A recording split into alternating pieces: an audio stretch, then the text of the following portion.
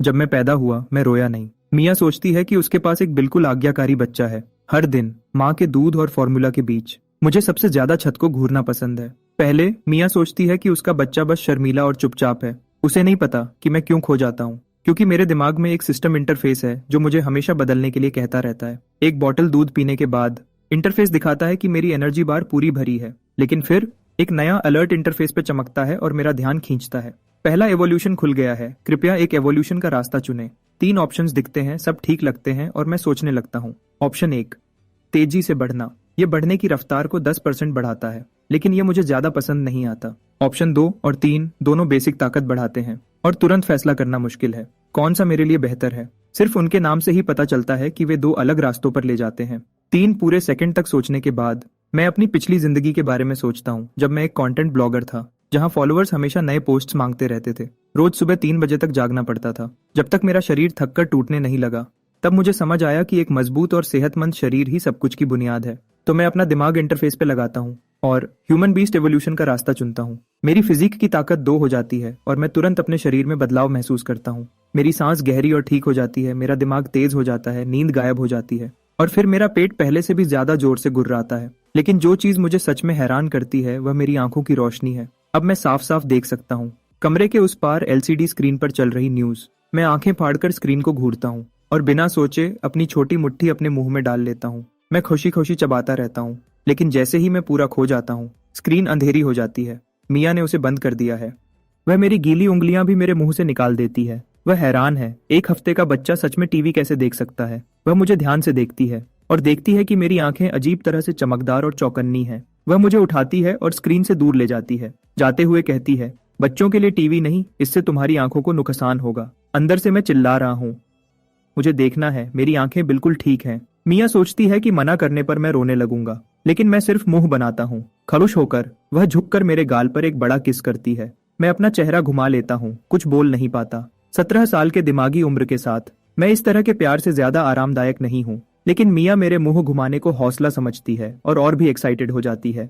क्या मेरा बच्चा चाहता है कि मम्मी दूसरे गाल पर भी किस करे? और वह एक और किस करने लगती है। तभी मुझे बहुत तेज भूख लगती है। मैं अपना मुंह खोलता हूँ और 2 बार रोने की आवाज निकालता हूँ, फिर चुप हो जाता हूँ और सब्र से इंतजार करता हूँ जब मिया फॉर्मूला बनाती है। पिछले कुछ दिनों से मैंने और मिया ने अपना एक अलग सिस्टम बना लिया है। बिना आंसू के रोना मतलब मैं भूखा हूँ। अगर मुझे डायपर बदलना हो तो मैं रोते हुए अपना डायपर खींचता हूँ। एक बच्चा जो अपनी जरूरतें इतनी साफ साफ बता सके, सबको बहुत सारी उलझन से बचाता है और माँ के लिए जिंदगी बहुत आसान बना देता है। मिया फॉर्मूला हिलाती है और चैन की सांस लेती है।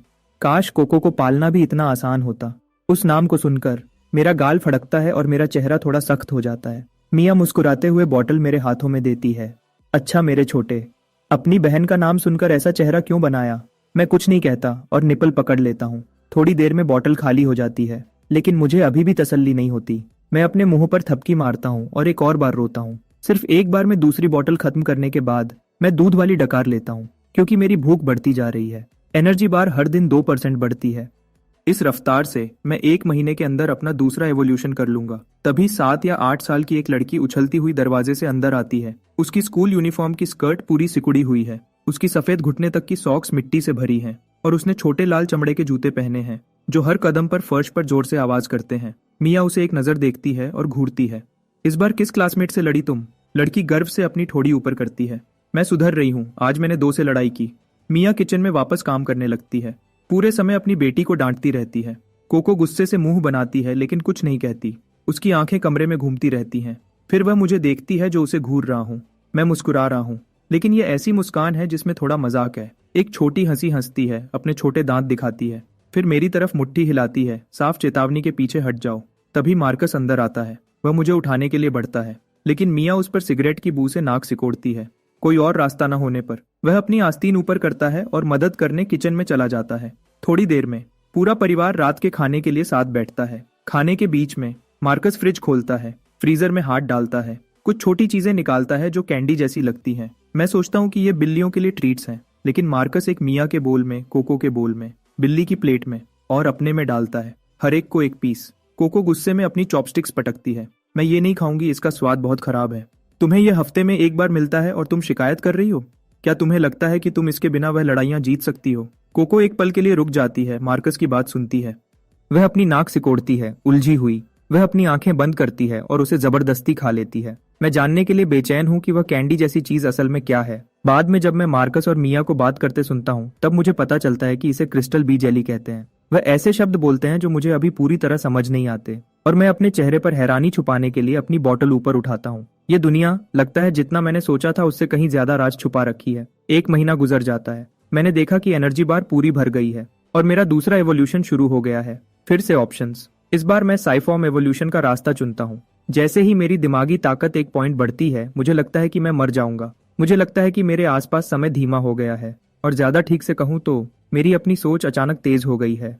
पिछले पूरे 1 महीने की यादें मेरे दिमाग में बहुत तेज रफ्तार से चमकती हैं।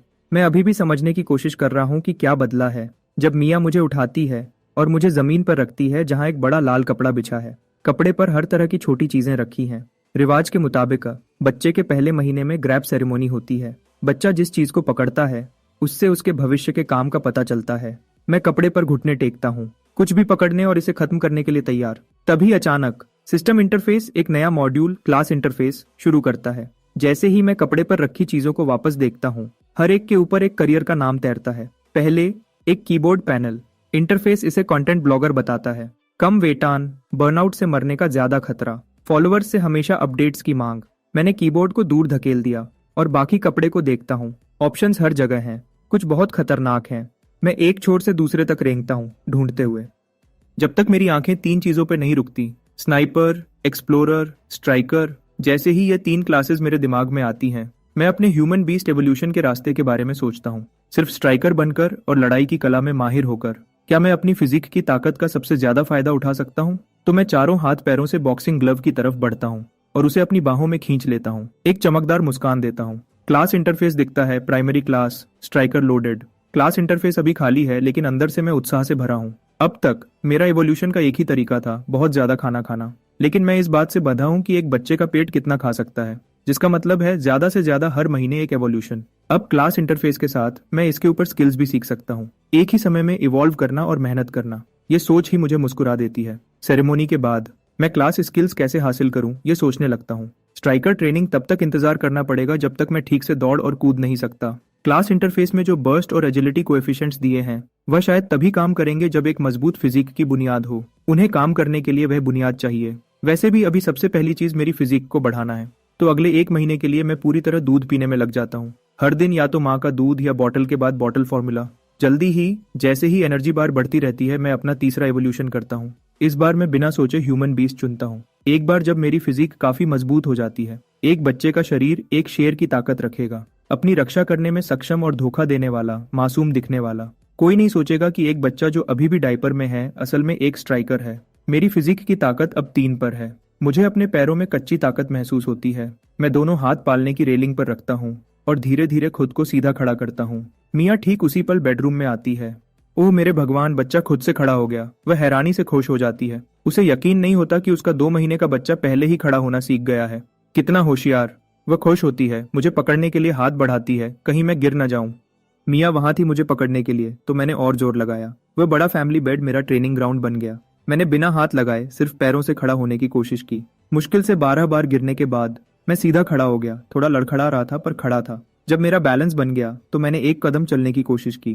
पहले तो मैं उसे ठीक से कंट्रोल नहीं कर पाया। हर कदम गिरने पर खत्म होता था, लेकिन हर बार जब मैं मैट्रेस पर गिरता तो पूरी एनर्जी के साथ वापस उठ जाता। मिया बगल से देख रही थी और जब मैं कोशिश करता तो वह प्यार से मुस्कुराती। मैं पूरे आधे घंटे तक यह करता रहा जब तक थकान नहीं हो गई। जब मेरा स्टेटस 45% हो गया तो मैं मैट्रेस पर गिर गया और कुछ ही सेकंड्स में बेहोश हो गया। तीसरी एवोल्यूशन से मेरी आवाज की नलियां लगभग पूरी तरह डेवलप हो गई हैं। मैं अब आखिरकार बोलना सीख सकता था। ये क्या है बेबी? लॉयर। सही कहा। कितना स्मार्ट है। उसने मुझे किसी टेस्ट के लिए नहीं ले जाया, लेकिन मुझे इतनी जल्दी सब कुछ सीखते देखकर उसे पक्का यकीन हो गया था कि उसके पास एक जीनियस बच्चा है। मुझे पालना उसके लिए आसान भी था और बहुत खुशी देने वाला भी। ये सोच उसे अंदर ही अंदर खुश कर देती थी। उसे पता नहीं था जब वह मुझे स्टडी रूम में लाई, मैं उससे भी ज्यादा खुश था। बाहर की दुनिया तक मेरी पहुंच कम थी। खुद से पढ़ना ही एक तरीका था जिससे मैं अभी क्लास स्किल्स पर काम कर सकता था, लेकिन फोन्स तक मेरी पहुंच, कंप्यूटर्स और टीवी पर मिया का पूरा कंट्रोल था। अभी के लिए मेरा सबसे अच्छा ऑप्शन था स्टडी रूम में कोई सही किताब ढूंढना और उससे खुद को सिखाना। मैं स्टडी रूम में खड़ा होकर अपनी बड़ी और ध्यान से देखने वाली आंखों से शेल्फ्स को देखता हूँ। आखिरकार मुझे एक किताब दिखी जो सही लग रही थी। मैंने कॉम्बैट बेसिक्स मैनुअल की तरफ इशारा किया और धीरे से एक एक शब्द बोलते हुए कहा, किताब, किताब चाहिए। क्या तुम्हें यह किताब चाहिए? मिया को कोई आइडिया नहीं था कि उसका बेटा कॉम्बैट मैनुअल क्यों चाहता है। फिर भी उसने मुस्कुराते हुए वह किताब मुझे दे दी। मैं उसे लिया और खोल दिया। पूरे ध्यान से पढ़ने लगा। फंडामेंटल्स और टेक्निक ब्रेकडाउन्स को पढ़ते हुए मुझे उस मटेरियल की समझ आने लगी। डायग्राम्स कॉपी करने लायक लग रहे थे। मैंने खुद को हाँ कहा और उसे ट्राई करने का फैसला किया। हर पंच जो मैं मारता, मैं मैनुअल पर वापस जाता और डिटेल्स ठीक करता। आधे घंटे तक यह सब करने के बाद क्लास इंटरफेस में आखिरकार एक बदलाव दिखा। सिर्फ एक point basic fist technique experience का। लेकिन मैं बहुत खुश था। इससे कंफर्म हो गया कि खुद से सीखना काम करता है। मैं एक्साइटमेंट में पागल होकर पंचेस मारता रहा जब तक मेरा स्टेटस 35% नहीं हो गया। फिर सब कुछ अंधेरा हो गया और मैं बेड पर गिर गया। कुछ ही सेकंड्स में बेहोश हो गया। जब भूख ने मुझे वापस जगाया तो रात के 10 बज चुके थे। आज बहुत ज्यादा मेहनत करने के बाद मैंने दूध की 3 पूरी बॉटल्स पी ली। इससे पहले कि मैं आखिरकार एक संतुष्ट डकार लेता, पहले तो मिया मेरी इतनी ज्यादा भूख को एक अच्छा संकेत मानती थी। एक सेहतमंद बच्चा अच्छा खाता है। जब फॉर्मूला का एक टीन 2 दिन से भी कम में खत्म हो गया तो उसे घर के खर्चे की चिंता होने लगी। दोनों के पब्लिक स्कूल टीचर्स होने और अच्छी इनकम होने के बावजूद उन पर बोझ पड़ने लगा था। मैंने मिया को किचन में खुद से बड़बड़ाते हुए सुना। वह कह रही थी कि वह वापस स्कूल जाकर पढ़ाएगी ताकि एक्स्ट्रा क्लास आवर्स से ज्यादा पैसे कमा सके और फाइनेंशियल प्रेशर कम हो। मैंने ना समझने का नाटक किया, लेकिन अंदर ही अंदर मैं हिसाब लगा रहा था। जैसे जैसे मैं इवॉल्व होता जाऊंगा, मेरा खाना पीना और बढ़ता जाएगा। क्या होगा जब फैमिली मेरा खर्चा नहीं उठा पाएगी? मुझे और पैसे कमाने का कोई तरीका ढूंढना होगा। माना कि 3 महीने से कम के बच्चे के लिए घर के खर्चों के बारे में सोचना थोड़ा जल्दी है। मैं अभी इस बात को छोड़ देता हूँ। हो सकता है अगले महीने स्कूल जाने से कुछ आइडियाज मिल जाएं। अगली शाम पूरा परिवार डिनर के लिए इकट्ठा हुआ। मार्कस अच्छी खबर लाया। स्कूल ने उसे एडवांस्ड क्लास पढ़ाने के लिए ट्रांसफर कर दिया है। इस पोजीशन के साथ उसकी इनकम बहुत बढ़ जाएगी और उसके करियर के मौके भी। मार्कस ने टेबल पर एक बियर खोली और मुस्कुराते हुए पी। यह सच में सबके लिए अच्छी खबर थी। फिर मिया ने अनाउंस किया कि वह जल्दी स्कूल वापस जा रही है, घर पर फाइनेंशियल प्रेशर कम करने में मदद करने के लिए। मिया ने जो घर के खर्चों का रिकॉर्ड रखा था, उसे देखने के बाद मार्कस ने न चाहते हुए भी हाँ कर दी। फिर उसने कहा, मैं जियोलॉजिकल सर्वे ब्यूरो में भी एक एप्लीकेशन दूंगा। देखता हूं अगर मैं इतना लकी हुआ कि मुझे एको रेल्म में जाने का एक और पास मिल जाए। एको रेल्म पास। यह दूसरी बार था जब मैंने यह शब्द सुने थे। 3 महीने के बच्चे की इंस्टिंक्ट्स के साथ मुझे लगा कि यह कोई बहुत खतरनाक जगह है। कोको उदास चेहरे के साथ बैठी थी। बड़ों की बातें चुपचाप सुन रही थी। उसकी समझ में आया कि उसका छोटा भाई बहुत ज्यादा खाता है और इसलिए उसे अब पॉकेट मनी नहीं मिलेगी। उसने अपना सर ऊपर किया और मुझे घूरा। इतना दूध पीने का क्या फायदा? तुम तो उसे पेशाब में निकाल देते हो। कभी पानी पीने के बारे में सुना है? मैं ना समझने का नाटक करता हूँ और उस पर सबसे खाली मुस्कान के साथ चमकता हूँ जो मैं दे सकता था। फिर मैंने अपने मुंह के कोने से लार पूछी, और तुम्हें उसकी बुराई करने की हिम्मत कैसे हुई? मिया ने कोको को गुस्से से देखा। तुम हर मील में सिर्फ मीट से अपनी प्लेट भर लेती हो। मैं तुम्हें कहती रहती हूँ कि सब्जियां भी खाओ और तुम कभी नहीं सुनती। मुझे ताकत के लिए मीट चाहिए। मैं 2 क्लासमेट्स को और कैसे हराऊंगा? एक पल के लिए पूरी टेबल पर शोर मच गया और किसी तरह इस शोर ने डिनर को और गर्म बना दिया। 1 हफ्ते तक बेसिक्स की प्रैक्टिस करने के बाद मुझे आखिरकार असली कॉम्बैट ट्रेनिंग का पहला स्वाद मिला। मेरा स्पारिंग पार्टनर फैमिली की बिल्ली पंपकिन थी। जब से मैंने ट्रेनिंग शुरू की थी, पंपकिन बगल से देख रही थी। हैरानी की बात है, जब से मेरी दूसरी एवोल्यूशन ने 1 पॉइंट इंटेलिजेंस का बढ़ाया था, मुझे लगता था कि मैं बिल्ली की मियाओ में क्या कह रही है वो समझ सकता हूँ। पंपकिन ने मुझे कुछ बार मियाओ किया। मैं पूरी तरह समझ गया कि वह स्पार करना चाहती है। मैं पोजीशन में आ गया। पंपकिन मेरे सामने सीधी खड़ी हो गई। मुझे घूरते हुए एक लड़का, एक बिल्ली, साइज में एक जैसे, वजन में बराबर। मेरी आंखों में लड़ने का जज्बा जल रहा था। अगली सेकंड पंपकिन ने छलांग लगाई, सीधा मेरी तरफ आते हुए। मैं अपनी जगह पर खड़ा नहीं रह पाया और सीधा पीठ के बल गिर गया। पंपकिन मेरे ऊपर खड़ी थी। उसके दोनों अगले पंजे मेरी छाती पर दब रहे थे। हम एक दूसरे को घूर रहे थे। अजीब सा माहौल दोनों तरफ था। पंपकिन ने एक मियाओ की। ट्रांसलेशन, क्या तुम्हें सच में लगता है कि यह काम करेगा? क्या तुम खरुद को बचा भी सकते हो? मैंने कभी नहीं सोचा था कि एक स्ट्राइकर के रूप में मेरी पहली लड़ाई टोटल नॉकआउट में खत्म होगी। उसके बाद मैंने और भी ज्यादा ध्यान से ट्रेनिंग में खरुद को झोंक दिया, जब तक मेरी चौथी एवोल्यूशन ने मेरे फिजिक को फिर से बढ़ाया। मैं अब साफ हुक्स मार सकता था और सही फुटवर्क के साथ स्मूथ कॉम्बोज बना सकता था। मैंने स्किल पैनल को फिर से चेक किया। सिर्फ 6 महीने के बच्चे के लिए मैं सच में अपनी प्रोग्रेस से खुश था। इस रफ्तार से मैं 1 साल का होने से पहले लेवल 1 स्ट्राइकर बन जाऊंगा। अगर मैं आज फिस्ट टेक्निक EXP को 100 तक पहुंचा दूं, स्किल लेवल अप होने पर रिवॉर्ड्स मिलने चाहिए। मैं उसके लिए एक्साइटेड था। जिस पल मैंने बेसिक फिस्ट टेक्निक को लेवल 1 पर पहुंचाया, क्लास इंटरफेस पर तुरंत एक रिवॉर्ड नोटिफिकेशन आ गया। 3 फ्री एट्रीब्यूट पॉइंट्स। मैंने बिना सोचे समझे वह तीनों फिजिक में डाल दिए। बाहर से मैं अपनी उम्र के दूसरे बच्चों से थोड़ा ही लंबा दिखता था, लेकिन कपड़ों के नीचे मेरा शरीर सच में बना हुआ था। इतना खाने की वजह से मेरा बॉडी फैट थोड़ा ज्यादा था और रोज की तेज ट्रेनिंग से भी सिक्स पैक नहीं बने थे, लेकिन मेरे अंदर जो एनर्जी थी उसमें पहले से ही एक इंसानी जानवर जैसा एहसास था। मैं अब दोनों एवोल्यूशन पाथ्स की प्रोग्रेस देख सकता था। 11.05 के फिजिक्स स्टैट के साथ मुझे लगा कि 30% तक पहुंचने से juvenile human beast stage unlock हो जाएगा। आज की एक्स्ट्रा ट्रेनिंग खत्म करने के बाद मैं चुपचाप स्टडी रूम के दरवाजे पर गया और मिया को ऑनलाइन क्लास पढ़ाते हुए सुना। वाइदी वह एक क्लासिकल टेक्स्ट पढ़ा रही थी जिसका नाम पीच ब्लॉसम स्प्रिंग था। उसने टेक्स्ट को पढ़ना खत्म कर दिया था और अब उसके पीछे की कहानी बता रही थी। बसंत की हवा आड़ू के बगीचे से गुजर रही है, सब कुछ शांति में है। पीच ब्लॉसम स्प्रिंग पुराने जमाने में वॉइड में जाने के कुछ गिने चुने रास्तों में से एक था। उसकी असली जगह धरती पर नहीं है, वह कहीं बहुत दूर है जहां हम सोच भी नहीं सकते। वह आड़ू के बगीचे से एक अलग दुनिया के पुल के जरिए जुड़ा हुआ था। पुराने लोग वापस क्यों नहीं आ पाते थे? क्योंकि उन्होंने अभी तक उस अलग दुनिया के पुल को कंट्रोल करना नहीं सीखा था। आज नेशनल वॉइड एंट्रेंस नंबर 3 के जरिए कोई भी आसानी से पीच ब्लॉसम स्प्रिंग जा सकता है। मैं दरवाजे के पास खड़ा होकर चुपचाप सुनता हूँ तो यह है वॉइड, लेकिन एको रेल्म असल में क्या है? डिनर के बाद मार्कस ने मुझे और साफ जवाब दिया। वॉइड एक ऐसी जगह है जहां वक्त और जगह सब कुछ गड़बड़ है। एक कदम आगे बढ़ने से तुम पूरी तरह किसी और दुनिया में पहुंच सकते हो। सिर्फ कुछ सेकंड्स के लिए खड़े रहो और बाहर 100 साल गुजर चुके होंगे। एको रेल्म वॉइड के अंदर एक खास चीज है। ये वक्त और जगह के एक खास हिस्से की कॉपी है। मानो तुमने घर पर एक दिन बिताया तो वॉइड उस दिन को कई बार कॉपी कर देता है। कॉपी सिर्फ एक कॉपी है, लेकिन उसमें सब कुछ असली है। बाहर के लोग एको रेल्म्स में रास्तों से घुसते हैं ताकि रिसोर्सेज जमा कर सकें। सीधे शब्दों में यह एक गेम में डंजन चलाने जैसा है। मार्कस ने बात खत्म की और देखा कि मैं अभी भी सोच रहा हूँ। क्या तुम्हें सच में यह सब समझ आया? मैंने गंभीरता से सर हिलाया, लेकिन अगले ही सेकंड मेरा चेहरा रुक गया। डैड, क्या होगा अगर हम ही कॉपी हैं? मार्कस सच में हैरान दिखा। उसके बेटे को न सिर्फ एक्सप्लेनेशन समझ आया, बल्कि वह खुद ही बातों को जोड़ रहा था। मार्कस हंसा और समझाया, कॉपी की हुई जिंदगियां जैसे ही अपने एको रेल्म से बाहर निकलती हैं, वह खत्म हो जाती हैं। हमारी दुनिया के लोग वॉइड में आजादी से घूम सकते हैं, तो हम कॉपीज नहीं हो सकते। थोड़ी देर बाद मार्कस ने देखा कि मैंने अपनी रोज की ट्रेनिंग शुरू कर दी है। उसने मुझे कुछ देर पहले भी देखा था, कॉम्बैट मैनुअल पढ़ते हुए। जैसे जैसे मैं पढ़ता, मूव्स कॉपी करता, हर टेक्निक पर खुद से काम करता। लेकिन आज जैसे ही वह जाने के लिए मुड़ा, जो कॉम्बिनेशन मैं कर रहा था, उसने मार्कस को वहीं रोक दिया। वह वापस मुड़ा और अपनी आंखें मुझ पर गाड़ दी। डैड, क्या हुआ? मैंने उसके चेहरे पर अजीब सा एक्सप्रेशन देखा और ट्रेनिंग रोककर पूछा। कुछ नहीं, मार्कस ने कहा। उसकी मुस्कान थोड़ी रूखी थी। तुम टेक्निक्स बहुत जल्दी सीख रहे हो। फिर उसने सर हिलाया जैसे कोई फैसला कर रहा हो। कल से जब तुम्हारी बहन स्कूल से वापस आएगी तो मैं तुम दोनों को साथ में ट्रेन करूंगा। मैं बहुत खुश था। आखिर मार्कस एक पीई टीचर था। कोको दूसरी तरफ उतनी एक्साइटेड नहीं दिखी। अगली शाम मार्कस ने कोको को फिटनेस रूटीन शुरू करवाया। फिर उसने अपना ध्यान मेरी कॉम्बैट टेक्निक को गाइड करने पर लगाया। यह देखकर कि मेरा फिस्ट वर्क पहले ही बेसिक्स से आगे निकल चुका है। उसने मुझे फंडामेंटल किक्स सिखाए।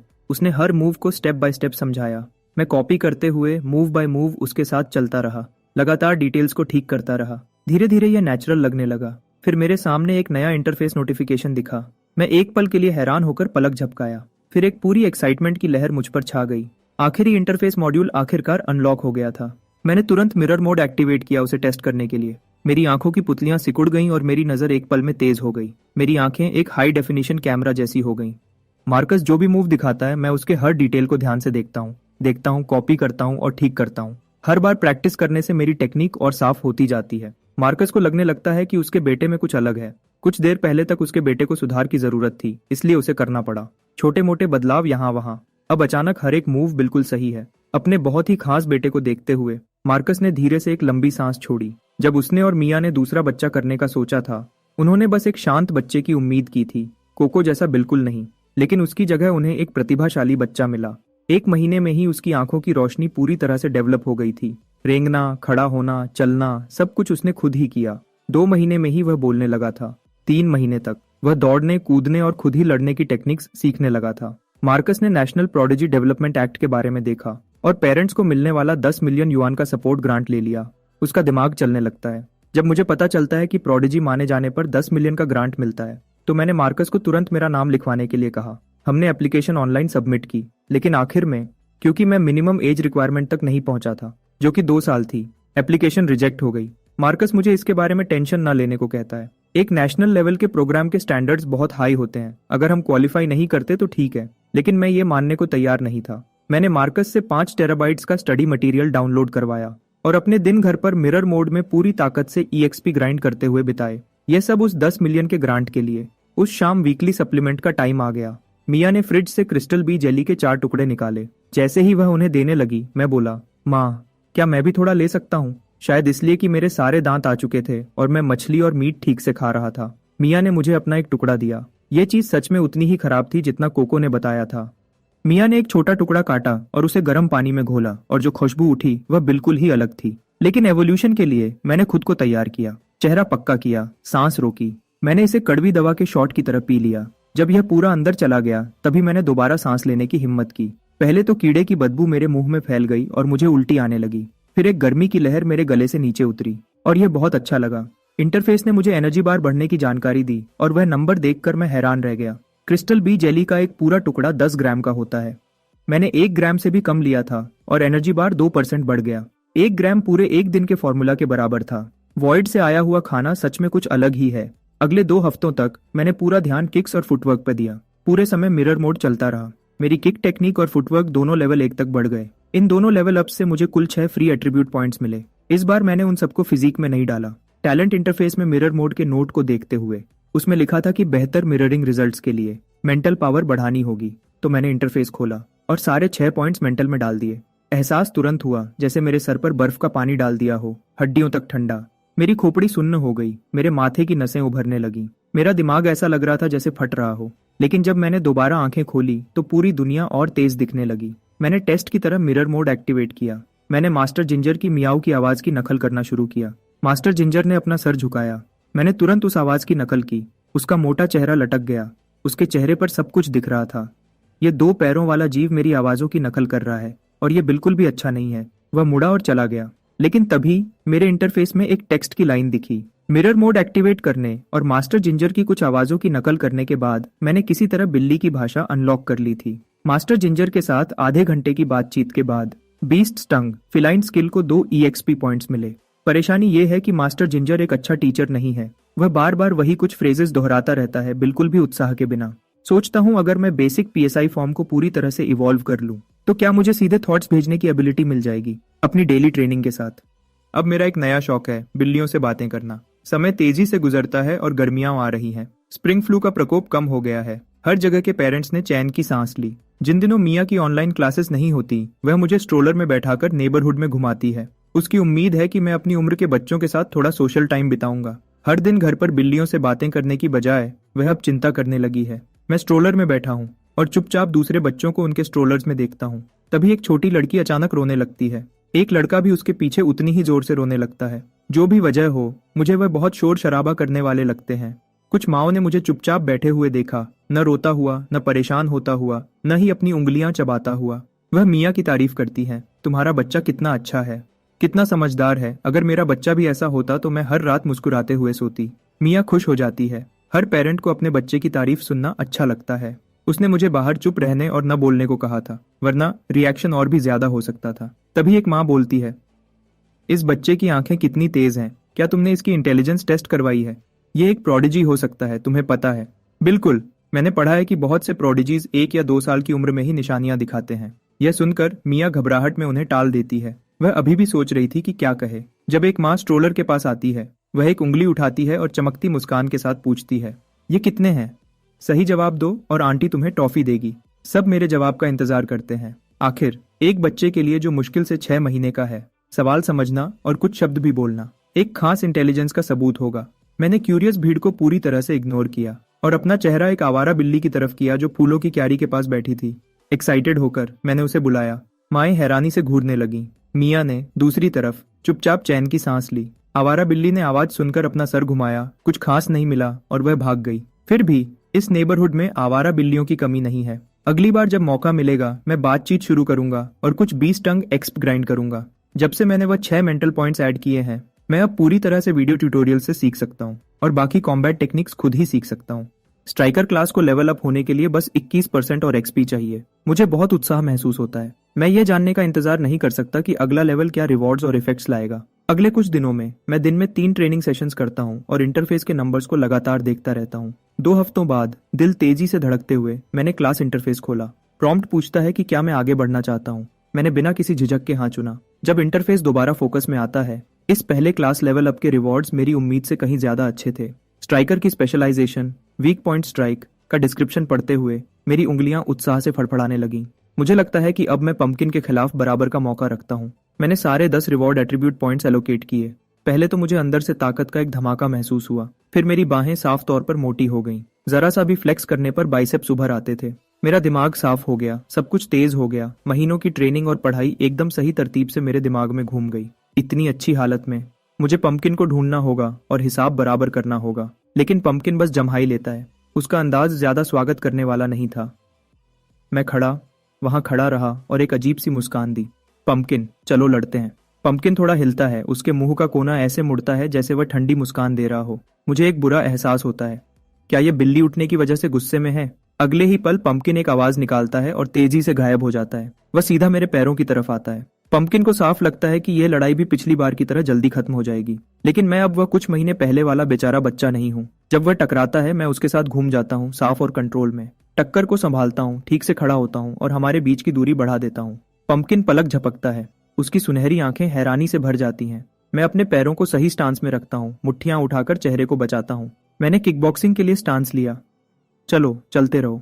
पंपकिन दोबारा तेजी से गायब होता है। हमला दोबारा आता है। इस बार मियाओ बराज पूरी स्पीड से, पंजे अंदर किए हुए, अपने नरम पंजों को मुट्ठियों की तरह इस्तेमाल करते हुए वह लगातार हमला करता है। मैं उससे सीधे नहीं टकराता। इसकी बजाय मैं अपने फुटवर्क पर काम करता हूँ, चक्कर लगाता हूँ और मौके का इंतजार करता हूँ। पंपकिन की स्पीड बहुत ज्यादा है, ऊपर से वह पूरा कंट्रोल में लगता है। जैसे ही वह हवा में उछलता है, लड़ाई को एक ही फैसले वाले झपट्टे से खत्म करने के लिए मैं वीक पॉइंट स्ट्राइक एक्टिवेट करता हूँ और एक हाई किक मारता हूँ। वह सीधा पंपकिन के पेट पर लगता है। मेरा पैर लगने ही वाला होता है जब पंपकिन हवा में घूमता है और अपनी दिशा बदल देता है। बगल वाले सोफा पर गिरता है। वह अपना सर हिलाता है, सुनहरी आंखें हैरानी से बड़ी हो जाती हैं। इस 2 पैरों वाले जीव ने उसे सच में पीछे धकेल दिया। मैं उसके बगल में सोफा पर गिरता हूँ, जोर जोर से सांस लेते हुए। लड़ाई सिर्फ कुछ ही मिनट चली, लेकिन पूरी लड़ाई में जो फोकस मैंने बनाए रखा था उसने मुझे पूरी तरह से थका दिया था। इंटरफेस पर XP गेन। वह लड़ाई एक पूरे घंटे की इंटेंस ट्रेनिंग के बराबर थी। मैंने पंपकिन की तरफ उम्मीद भरी नजरों से देखा। तो क्या हम यह कभी दोबारा कर सकते हैं? जैसे मेरे पोटेंशियल को पहचानते हुए पंपकिन का अंदाज काफी नरम हो गया। वह धीरे से मियाऊ करता है जवाब में। मैं पंपकिन के पास दौड़ता हूँ और शुक्रिया अदा करने के लिए इज्जत से हाथ जोड़कर झुकता हूँ। समय तेजी से उड़ता है। जब तक मैं 9 महीने का होता हूँ मेरी हाइट 87 सेंटीमीटर हो जाती है, जो एक एवरेज 2 साल के बच्चे जितनी है। फिजिकल कैपेबिलिटी के मामले में मैं टीनेज बेंचमार्क को बहुत पहले ही पार कर चुका था। इस दुनिया में पेरेंट्स बच्चों के डेवलपमेंट पर बहुत ज्यादा ध्यान देते हैं और क्रिस्टल बी जेली मिलने की वजह से बहुत से बच्चे बहुत तेजी से डेवलप होते हैं। 1 साल का बच्चा जो चलता है और खुद खाना खाता है, यहाँ कुछ भी अनयूजुअल नहीं है। एक दिन मैं स्पार्कलिंग वाटर का एक कैन कोको के पास ले जाता हूँ। वह मुझे आते हुए देखती है और तुरंत अपनी आंखें छोटी कर लेती है। क्या चाहिए तुम्हें? ये तुम्हारे लिए है। मैं कैन आगे बढ़ाता हूँ। क्या तुम मेरी स्पारिंग पार्टनर बनोगी? कोको मुझे घूरती है। उसे यकीन था कि उसने गलत सुना है। हाँ, छोटा वाला तेजी से बढ़ रहा है, लेकिन वह 122 सीनेम लंबी है, उससे पूरा 1 सर ऊंची। उससे लड़ने को कहना, यह तो सीधे सीधे मार खाने को कहना है। लेकिन उन मासूम आंखों को देखकर उसके अंदर कुछ हलचल होती है और उसकी मुट्ठियां खुजलाने लगती हैं। 1 मिनट की बातचीत के बाद हम दोनों ने बेडरूम का दरवाजा बंद कर दिया। कोको बुरी मुस्कान के साथ अपनी उंगलियां चटकाती है। हमने डिसाइड किया था, अगर मैंने तुम्हें चोट पहुंचाई तो रोना नहीं और माँ को बिल्कुल नहीं बताना। समझ गया। मैं एक शब्द भी नहीं कहूंगा। मैं अपने बाएं पैर से धक्का देता हूं और हमला करता हूं। पहले तो कोको मुझे बिल्कुल भी सीरियस नहीं लेती। वह मुझे पीछे धकेलने के लिए एक किक मारती है, लेकिन मैं जल्दी से साइड हट जाता हूं और उसे साफ तरीके से डॉज कर लेता हूं। उसी पल मैं उसका पैर पकड़ लेता हूं, अपना वजन आगे की तरफ गिराता हूं और अपना सर जोर से उसके पेट में मारता हूं। उफ! कोको अपना बैलेंस खो देती है और बेड पर गिर जाती है। वह जल्दी से वापस खड़ी होती है और बड़ी आंखों से मुझे घूरती है। गिरने से ज्यादा चोट नहीं लगी थी, लेकिन उसके दिमाग को लगा झटका बहुत बड़ा था। नामुमकिन, बिल्कुल नामुमकिन। ये बच्चा अभी पूरा 1 साल का भी नहीं हुआ है ना? वह सोचने लगती है कि कोई सही वजह ढूंढे। उसे जल्दी ही समझ आता है, माँ उसे सिर्फ हॉस्पिटल से घर लाई थी। किसी ने भी उसके जन्म को सच में नहीं देखा था। सिर्फ एक ही नतीजा निकलता है। वह घूमती है, बेडरूम से बाहर निकलती है और पूरी आवाज में चिल्लाती है, माँ, तुम्हें धोखा दिया गया है। यह तुम्हारा असली बेटा नहीं है। लिविंग रूम में कोको मिया को ढूंढते हुए इधर उधर दौड़ती है, पूरे समय चिल्लाती रहती है, माँ माँ, तुम्हें धोखा दिया गया है। यह तुम्हारा नहीं है। यह एक एलियन जीव है जो धरती को तबाह करने आया है। मैं दरवाजे पर चमकती मुस्कान के साथ खड़ा हूँ, जो कुछ हो रहा था उसका पूरा मजा ले रहा था। और जैसा कि उम्मीद थी, 5 मिनट बाद मिया अपनी ऑनलाइन क्लास खत्म करती है। सबसे पहले वह कोको का कान पकड़ती है और उसे खूब डांट लगाती है, अगर तुमने दोबारा ऐसा शोर मचाया और मेरी क्लास में खलल डाला। तो डिनर में तुम्हें मीट नहीं मिलेगा। कोको अपना कान रगड़ती है, आंखें दुख और गुस्से से भरी हुई।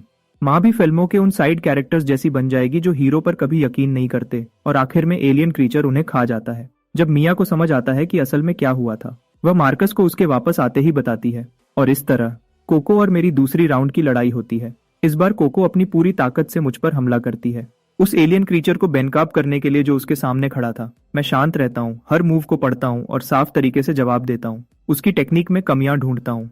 इस तरह की हाई इंटेंसिटी स्पारिंग से एक्सपी बहुत तेजी से बढ़ता है और 5 टेराबाइट्स का स्टडी मटेरियल अब्सॉर्ब करने के बाद मैं अब खुद को संभाल सकता हूँ, एक अनुभवी स्ट्राइकर की तरह। बचना, रोकना, जवाब देना, यहाँ तक कि ओपोनेंट का रिदम तोड़ना, ये सब अब मेरी आदत बन चुका है। कोको दूसरी तरफ कुछ सालों से कॉम्बैट में ट्रेनिंग ले रही थी, लेकिन उसकी गहराई से पढ़ाई न करने की इच्छा ने उसकी टेक्निक को कच्चा छोड़ दिया था। जैसे ही मैंने उसे एक किक में ज्यादा आगे बढ़ते और खुद को खुला छोड़ते देखा, मैं नीचे से तेजी से अंदर घुसता हूँ और एक साफ लेग स्वीप टेक डाउन करता हूँ, उसके पीछे वीक पॉइंट स्ट्राइक बोनस के साथ। कारपेट भी उसे नहीं बचा पाता। कोको दर्द से कराहते हुए जमीन पर गिर जाती है। वह वहां हांफते हुए लेटी रहती है, छत को खाली नजरों से घूरती है। यह खत्म हो गया। वह सांस लेती है। एलियन क्रीचर धरती पर कब्जा करने वाला है। मेरी सुधार की स्पीड मार्कस की उम्मीदों से एक बार फिर आगे निकल जाती है। लगता है मैं प्रोडिजी सिलेक्शन प्रोग्राम के लिए क्वालिफाई करने के बहुत करीब हूँ। मार्कस सेलिब्रेट करने के लिए 2 एक्स्ट्रा डिशेस बनाता है, हम दोनों को अच्छा बूस्ट देने की उम्मीद में। अगले 2 महीने की गर्मियों की छुट्टियों के लिए gold medal sparring partner Koko officially duty पर आ जाती है। उसका एक ही मकसद है, मुझे हराना और मेरा असली एलियन रूप सबके सामने लाना। मैं उसके हर चैलेंज का स्वागत करता हूँ, क्योंकि मिरर मोड में लड़ने से एक्सपी इतनी तेजी से बढ़ता है कि कोई और चीज उसकी बराबरी नहीं कर सकती। समय निकलता जाता है, अक्टूबर आता है और उसके साथ मेरे दोबारा जन्म के बाद मेरा पहला बर्थडे। मार्कस और मिया टेबल पर ताली बजाते हैं और हैप्पी बर्थडे गाते हैं। मिया कोको का कान थोड़ा सा खींचती है और वह भी आधे दिल से गुनगुनाती हुई शामिल हो जाती है। मैं अपनी कुर्सी पर अपनी बोतल पकड़े बैठा हूँ, उसे ऐसे उठाता हूँ जैसे टोस्ट कर रहा हूँ और एक ही बार में पी जाता हूँ। मैं अपनी आंखें बंद करता हूँ, एक विश मांगता हूँ और एक ही सांस में सारी मोमबत्तियां बुझा देता हूँ। गिफ्ट्स के लिए कोको अपनी पॉकेट मनी से एलियन 5 मूवी की आर्ट बुक खरीदती है और उसे मेरी तरफ सरका देती है। वह एलियन बेस की तरफ इशारा करती है और आमतौर पर पूछती है, घर पर वह मांस खाने वाले फूल खिल रहे हैं, क्या तुम वापस जाकर देखोगे नहीं? फिर मार्कस की बारी आती है। वह मुझे एक छोटी नीली बोतल देता है। यह कमर्शियल्स में दिखने वाले कैल्शियम सप्लीमेंट ड्रिंक्स जैसा लगता है, लेकिन जब मैं लेबल देखता हूँ उस पर लिखा था ग्रेड एक एसेंस टॉनिक। मार्कस मुस्कुराता है, इसे सीधा पियो, ये क्रिस्टल बी जेली से बेहतर अब्सॉर्ब होता है। मैं सबको शुक्रिया कहता हूँ और टॉनिक को एक ही बार में पी जाता हूँ। एक ठंडी ताजगी भरी लहर मेरे गले से लेकर पैरों तक फैल जाती है। एनर्जी बार से 2 डायरेक्ट एट्रीब्यूट पॉइंट्स मिलते हैं, फिर एक के बाद एक कई और नोटिफिकेशंस आते हैं। पूरे 1 साल की मेहनत और मेरी पहली बड़ी अचीवमेंट आखिरकार अनलॉक हो जाती है, 30 पॉइंट्स फिजिक के साथ। मैं अब एक फिजिकली एक्टिव एडल्ट मेल के बराबर हूँ। मैंने डिटेल्ड रिवॉर्ड डिस्क्रिप्शन खोला, मेरी सभी करंट टैलेंट स्किल स्पेशलाइजेशंस में। बीस्ट फॉर्म सबसे ज्यादा कॉम्बैट पावर बूस्ट देता है। फिर मैंने passive talent reward predator check किया। ये एक नॉन कॉम्बैट टैलेंट है, लेवल अप नहीं हो सकता लेकिन इन्फिनिटली स्टैक होता है। आगे से हर दिन की ट्रेनिंग प्रेडेटर टैलेंट के साथ मिलकर थकान और फिजिकल डैमेज से तेजी से ठीक होने का मतलब है। मैंने रिवॉर्ड स्क्रीन बंद की और अपनी नजरें अगले एवोल्यूशन माइलस्टोन पर टिकाई। 30 पॉइंट्स एक हेल्थी एडल्ट के बराबर हैं, तो एक 100 पॉइंट्स इंसान की आखिरी सीमा होनी चाहिए। और अल्टीमेट फॉर्म की बात करें तो क्या वह इंसानी शरीर की सीमाओं से बिल्कुल परे हो सकता है। लेकिन अभी मेरे दिमाग में एक शब्द आया, असाधारण। एक नए मकसद के साथ मुझे दोबारा से जोश महसूस होता है। पहला माइलस्टोन हो गया है, दूसरा कितना दूर हो सकता है। उस रात मैंने अपनी इवॉल्व्ड फिजिकल कैपेबिलिटीज का पूरा टेस्ट किया। मार्कस एक तरफ खड़ा सब कुछ अपने फोन पर रिकॉर्ड कर रहा है, चाहे वह ताकत हो, कूदना हो या 100 मीटर की दौड़ या फिर उसके बाद होने वाले इंटेलिजेंस टेस्ट्स। हर नतीजा प्रोडिजी सिलेक्शन प्रोग्राम के थ्रेशोल्ड से बहुत ऊपर आता है। मार्कस को मुश्किल से यकीन होता है कि उसका बेटा अभी सिर्फ 1 साल का हुआ है और उसने पहले ही प्रोग्राम की हर रिक्वायरमेंट पूरी कर ली है। वह तुरंत सारे एप्लीकेशन मटेरियल्स अपलोड कर देता है। हम मिया को बुलाते हैं और उसे बताते हैं कि एप्लीकेशन सबमिट हो गई है। फैमिली चुपचाप इंतजार में बैठ जाती है, ऑफिशियल जवाब का इंतजार करते हुए। जब हम सब सोच रहे थे कि ऑफिस बंद हो गया है और हमें कल तक इंतजार करना पड़ेगा, दरवाजे पर दस्तक होती है। क्या मिस्टर मार्कस घर पर हैं? मैं रजिस्ट्रेशन ऑफिस से हूँ। उसी पल इनबॉक्स में एक ईमेल आता है। ये कंफर्म करता है कि एक रिप्रेजेंटेटिव दरवाजे पर है। वह सीधे हमारे पास आए। ये तो बहुत तेज था। मार्कस विजिटर के क्रेडेंशियल्स चेक करता है उसे अंदर आने देने से पहले। विजिटर डायरेक्टर ग्रांट हैं, जो प्रोविंशियल डिपार्टमेंट ऑफ एजुकेशन के एडवांस टैलेंट डेवलपमेंट डिवीजन के डेप्यूटी डायरेक्टर हैं। जैसे ही दरवाजा बंद होता है, डायरेक्टर ग्रांट मार्कस और मिया के साथ एप्लीकेशन डिटेल्स देखते हैं, फिर पूछते हैं कि यंग काय कहाँ है। मार्कस एक सांस लेता है और बेडरूम का दरवाजा खोलता है। उसके बच्चे ने काफी देर तक लो प्रोफाइल रखा है। अब वक्त आ गया है कि वह दिखाए कि वह क्या है। डायरेक्टर ग्रांट अपने सामने बच्चे को देखते हैं जो तेजी से चलता है और साफ बोलता है। फिर अपने हाथों में फाइल पर वापस देखते हैं। 1 साल का। उसने बहुत से गिफ्टेड बच्चे देखे थे और सोचा था कि वह तैयार है, लेकिन अभी दुनिया थोड़ी अजीब लग रही थी। उसने मुझसे कई सवाल पूछे, मेरी आइडेंटिटी और अप्लाई करने के मेरे इरादे को कंफर्म करते हुए। फिर वह मेरी डिटेल्स रजिस्टर करने लगता है। जैसे ही रजिस्ट्रेशन पूरा होता है, वह अपने केस में हाथ डालता है और इलेक्ट्रॉनिक डिस्प्ले वाली एक स्मार्ट वॉच निकालता है। वह मुझे उसे पहनने को कहता है, लेकिन जैसे ही मैं ऐसा करता हूँ, मुझे पता चलता है कि मैं उसे उतार नहीं सकता। डायरेक्टर ग्रांट मुस्कुराते हैं और समझाते हैं, यह फोर्स लॉक एक सेफ्टी मेजर है। एक बार सिलेक्शन खत्म हो जाए तो यह अपने आप खुल जाएगा और बाद में इसे वापस ले लिया जाएगा। वह बोलना खत्म करता है और एंट्रेंस के पास रखी शू कैबिनेट की तरफ देखता है। पंपकिन, कैलिको बिल्ली उसके पीछे छुपी हुई थी और अजनबी को देख रही थी। जब अजनबी सीधे उसकी तरफ देखता है तो वह हैरानी से जम जाती है। डायरेक्टर ग्रांट आगे कहते हैं, आपने बताया था कि बच्चे में बिल्लियों से बात करने की एबिलिटी है। आप इस बॉन्डेड पेट को अपने साथ ला सकते हैं। यह सिलेक्शन के दौरान काम आ सकता है। 10 मिलियन के ग्रांट के लिए मिया मुझे रात भर प्राइवेट जेट में जिंगजो में प्रोडिजी सिलेक्शन बेस की तरफ ले जाती है। 2 घंटे बाद हम पहुंचते हैं। हमें एक डॉर्मेट्री में लाया गया। बिल्डिंग में अंधेरा था, लाइट्स ऑफ थे। मुझे लगा सब सो रहे होंगे, लेकिन जैसे ही हम अंदर कदम रखते हैं, हमें 2 बच्चे मिलते हैं, शायद 6 या 7 साल के, जो एक दूसरे के सामने खड़े थे। टेंशन साफ महसूस हो रही थी। एक कमर पर हाथ रखे खड़ा था, पानी की बोतल पकड़े हुए, और घमंड से बोलता है, मैं 5 मीटर तक पेशाब कर सकता हूँ, क्या तुम कर सकते हो?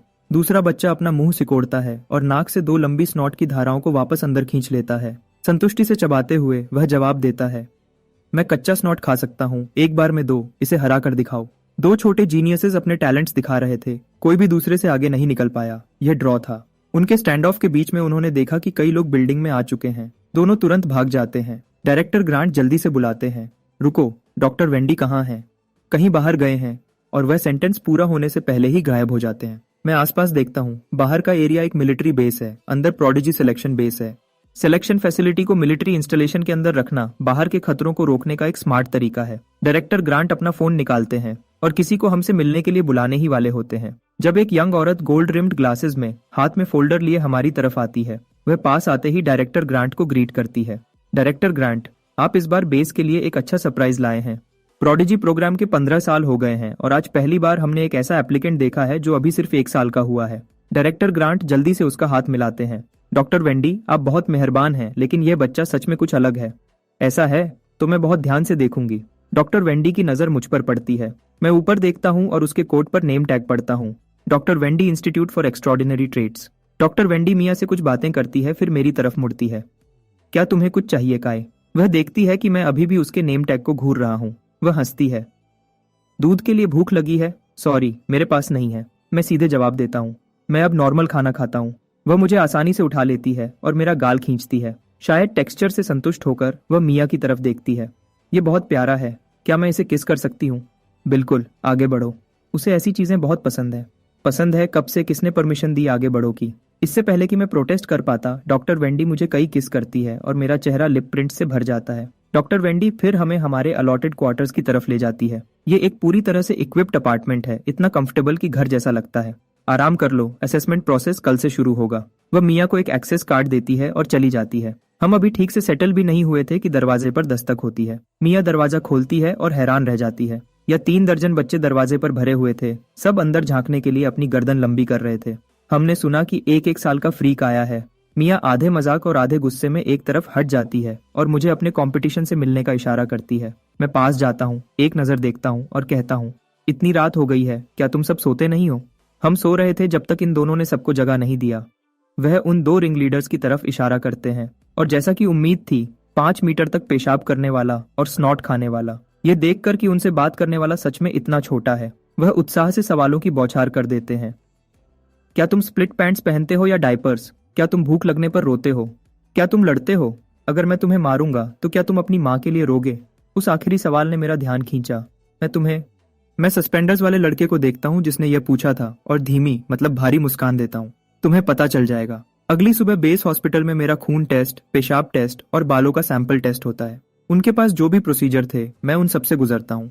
फिर डॉक्टर वेंडी के बताए अनुसार मैं स्मार्ट वॉच से बात करता हूँ और स्क्रीन पर एक जानकारी का बॉक्स खुल जाता है। डॉक्टर वेंडी समझाती है, पोटेंशियल स्कोर ही वह मुख्य चीज है जो यह तय करती है कि तुम सिलेक्शन में पास होगे या नहीं।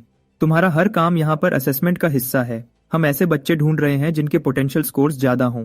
मैं समझने का इशारा करने के लिए सर हिलाता हूँ, फिर कंफर्म करता हूँ। अभी 126 कैंडिडेट्स इस सिलेक्शन में हिस्सा ले रहे हैं। जैसे ही मैं हॉस्पिटल से बाहर निकलता हूँ, घड़ी बीप्स करती है। मैं अपनी कलाई उठाता हूँ। मुझे पहले ही एक पॉइंट मिल गया है। पोटेंशियल स्कोर को एक खास इवैल्यूएशन टीम चेक करती है, डॉक्टर वेंडी समझाती है। ज्यादा मत सोचो, बस यहाँ ऐसे ही रहो और सीखो जैसे तुम आमतौर पर करते हो। मैं सर हिलाता हूँ। समझ गया, अब मुझे सब साफ दिख रहा है। मेरी आम रूटीन है खाना, सोना और एक्सपी बढ़ाना, तो मैं बस उन्हें देखने दूंगा। घड़ी फिर से बीप्स करती है। मैंने सोचा था कि सिलेक्शन में एग्जाम्स, फिजिकल टेस्ट, शायद रिंग में लड़ाई होगी, लेकिन स्केड्यूल में पहली चीज एक क्लास है। जब मैं सब्जेक्ट का नाम देखता हूँ तो तुरंत एक्साइटेड हो जाता हूँ। आज के लेसन में माइंड कल्टीवेशन मेथड। एक छोटे क्लासरूम में एक सफेद बालों वाले टीचर माइंड कल्टीवेशन मेथड की बुनियादी बातें बताते हैं। कमरे में सब 4 स्टूडेंट्स अभी आए हैं और बाकी 3 पहले से जाने पहचाने चेहरे हैं। 5 मीटर पेशाब करने वाला बच्चा, नाक की गंदगी खाने वाला और किटन सस्पेंडर्स। वह तीनों मुश्किल से ध्यान दे रहे हैं। हर थोड़ी देर में वह मुड़ते हैं और मुझ पर मुंह बनाते हैं। यह इतना छोटा है, क्या यह कुछ भी समझ सकता है? नाक की गंदगी खाने वाला धीरे से बड़बड़ाता है। टीचर उस पर नजर डालते हैं और आगे बढ़ते हैं। मानसिक कल्टीवेशन की बुनियाद मेडिटेशन है। एक खास कंपाउंड के साथ मिलकर मेडिटेशन के दौरान दिमाग शरीर से अलग हो सकता है और ऊंची डायमेंशनल दुनिया में जा सकता है। मेडिटेशन की समझाने के बाद टीचर 4 शीशियां निकालते हैं, हम में से हर एक के लिए एक। मैं अपनी शीशी पर लेबल देखता हूँ, उसका ढक्कन खोलता हूँ और उसे धीरे से पीता हूँ। ये तो काफी मीठा है। अगली पल मुझे हल्कापन महसूस होता है, जैसे मेरा पूरा शरीर जमीन से उठ गया हो। मेरी इंद्रियां धुंधली होने लगती हैं। टीचर के बताए अनुसार मेरी चेतना भटकती है और मैं जल्दी ही खुद को एक गहरी, पूरी अंधेरे वाली जगह में पाता हूँ। इस मेडिटेटिव यात्रा में नियम आसान है, आगे बढ़ते रहो, रुको मत। ये आसान लगता है, लेकिन थोड़ी देर बाद दबाव बढ़ता है। ये आंखें बंद करके आगे चलने जैसा है। भले ही पता हो कि रास्ते में कुछ नहीं है, दूर तक जाना जितना आसान लगता है उससे मुश्किल है। तुम सिर्फ इतनी दूर तक जा सकते हो जब तक आंखें खोलने की इच्छा असहनीय न हो जाए। लेकिन अभी मैं गहरी मेडिटेशन में हूँ और मैं सिर्फ महसूस करके आगे बढ़ सकता हूँ। 8 मिनट में 5 मीटर पेशाब करने वाला बच्चा और नाक की गंदगी खाने वाला पसीने से भीग जाते हैं और तेज सांस लेते हैं। वह मेडिटेशन से बाहर आ जाते हैं। किटन सस्पेंडर्स थोड़ी देर और टिकता है। 10 मिनट बाद वह अपनी आंखें खोलता है। वह थकी हुई लेकिन जीत की मुस्कान के साथ दूसरे 2 को देखता है। फिर वह तीनों मेरी तरफ देखने लगते हैं। उनके चेहरे पर हैरानी आ जाती है। क्या यह छोटा बच्चा सच में उनसे ज्यादा मानसिक ताकत रख सकता है? वह तीनों अजीब चेहरे बनाकर क्लासरूम से बाहर निकल जाते हैं। जैसे ही वह बाहर आते हैं, खुद को रोक नहीं पाते। थोड़ी देर में बच्चों का एक झुंड एक एक करके दौड़ता हुआ आता है, क्लासरूम की खिड़की के बाहर खुद को दबाते हुए। ऐसा नहीं हो सकता कि वह सो गया हो, है ना? हाँ ठीक है। क्या तुम्हें सच में लगता है कि कोई उस फोकस सीरम को पीने के बाद सो सकता है? हाँ ठीक है। मैं अपनी ही टांग क्यों खींचूंगा? जबकि वह बाहर बातें कर रहे होते हैं, मैं क्लासरूम के अंदर धीरे से अपनी आंखें खोलता हूँ। मैं अपनी घड़ी चेक करता हूँ। सिर्फ 14 मिनट गुजरे हैं।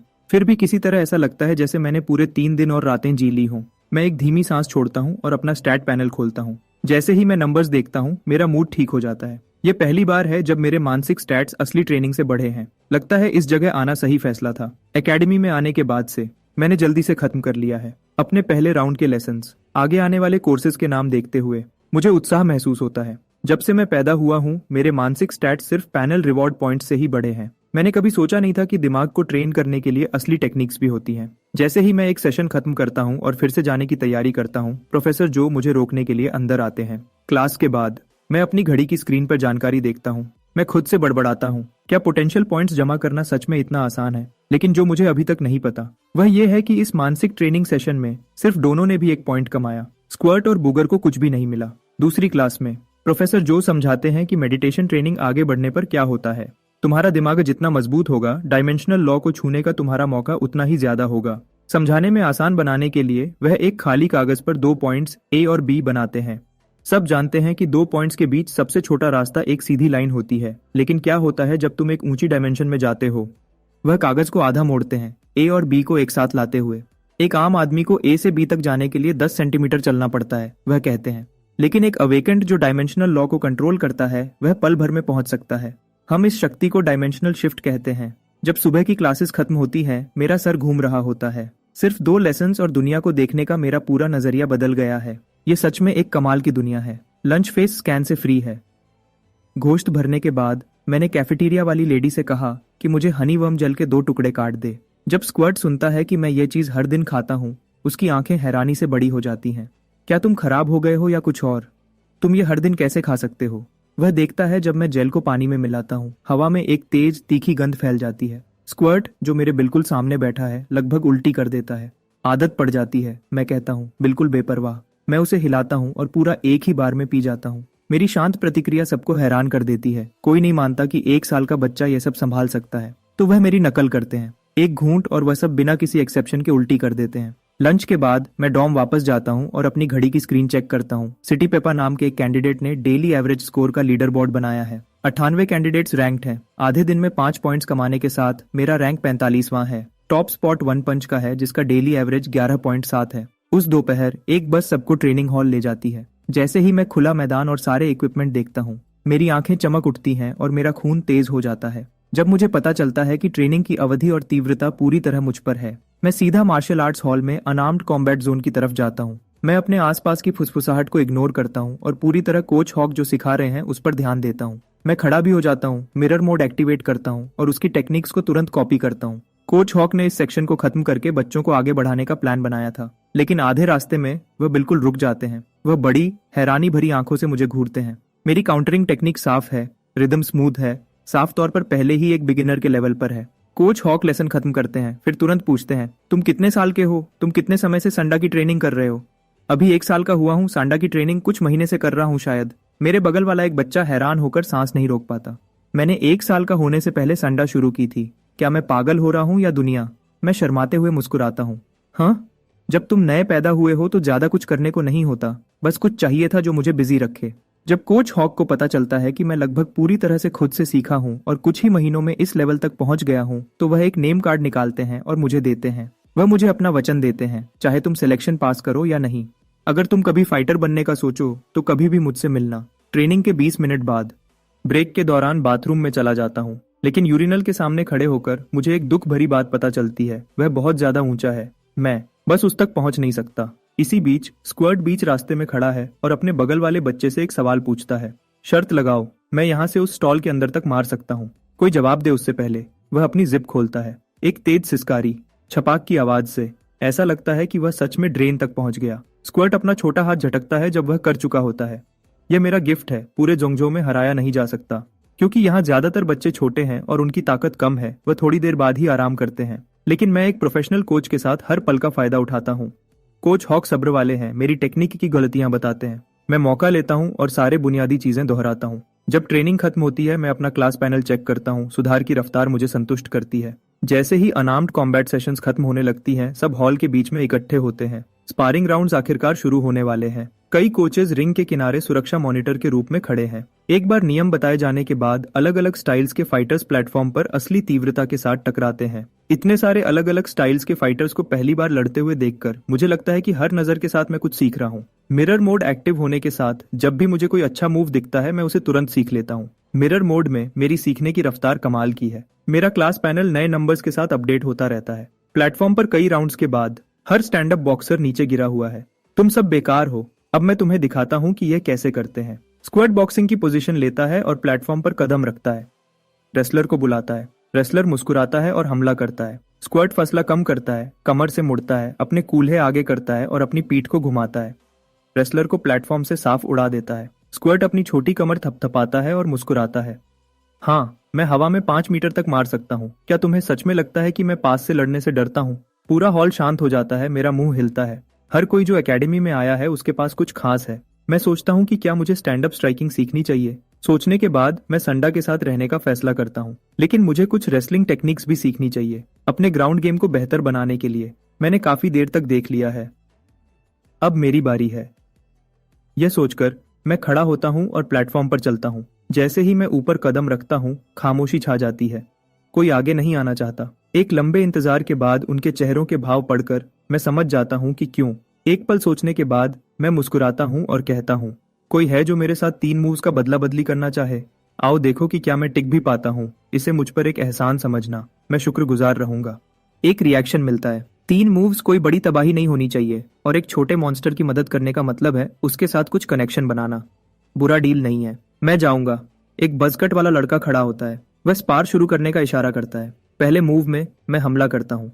मेरे छोटे पैर जमीन से धकेलकर आगे बढ़ते हैं और मैं तेजी से आगे बढ़ता हूँ। लेकिन सीधे टकराने की बजाय मैं उसके बगल में घूमता हूँ और अपनी बाहें उसके नीचे वाले पैर के चारों तरफ लपेट लेता हूँ। बज़ कट वाला लड़का शांत रहता है। वह अपने घुटने मोड़ता है, अपनी पोजीशन नीचे करता है और अपने सेंटर ऑफ ग्रेविटी को नीचे लाता है।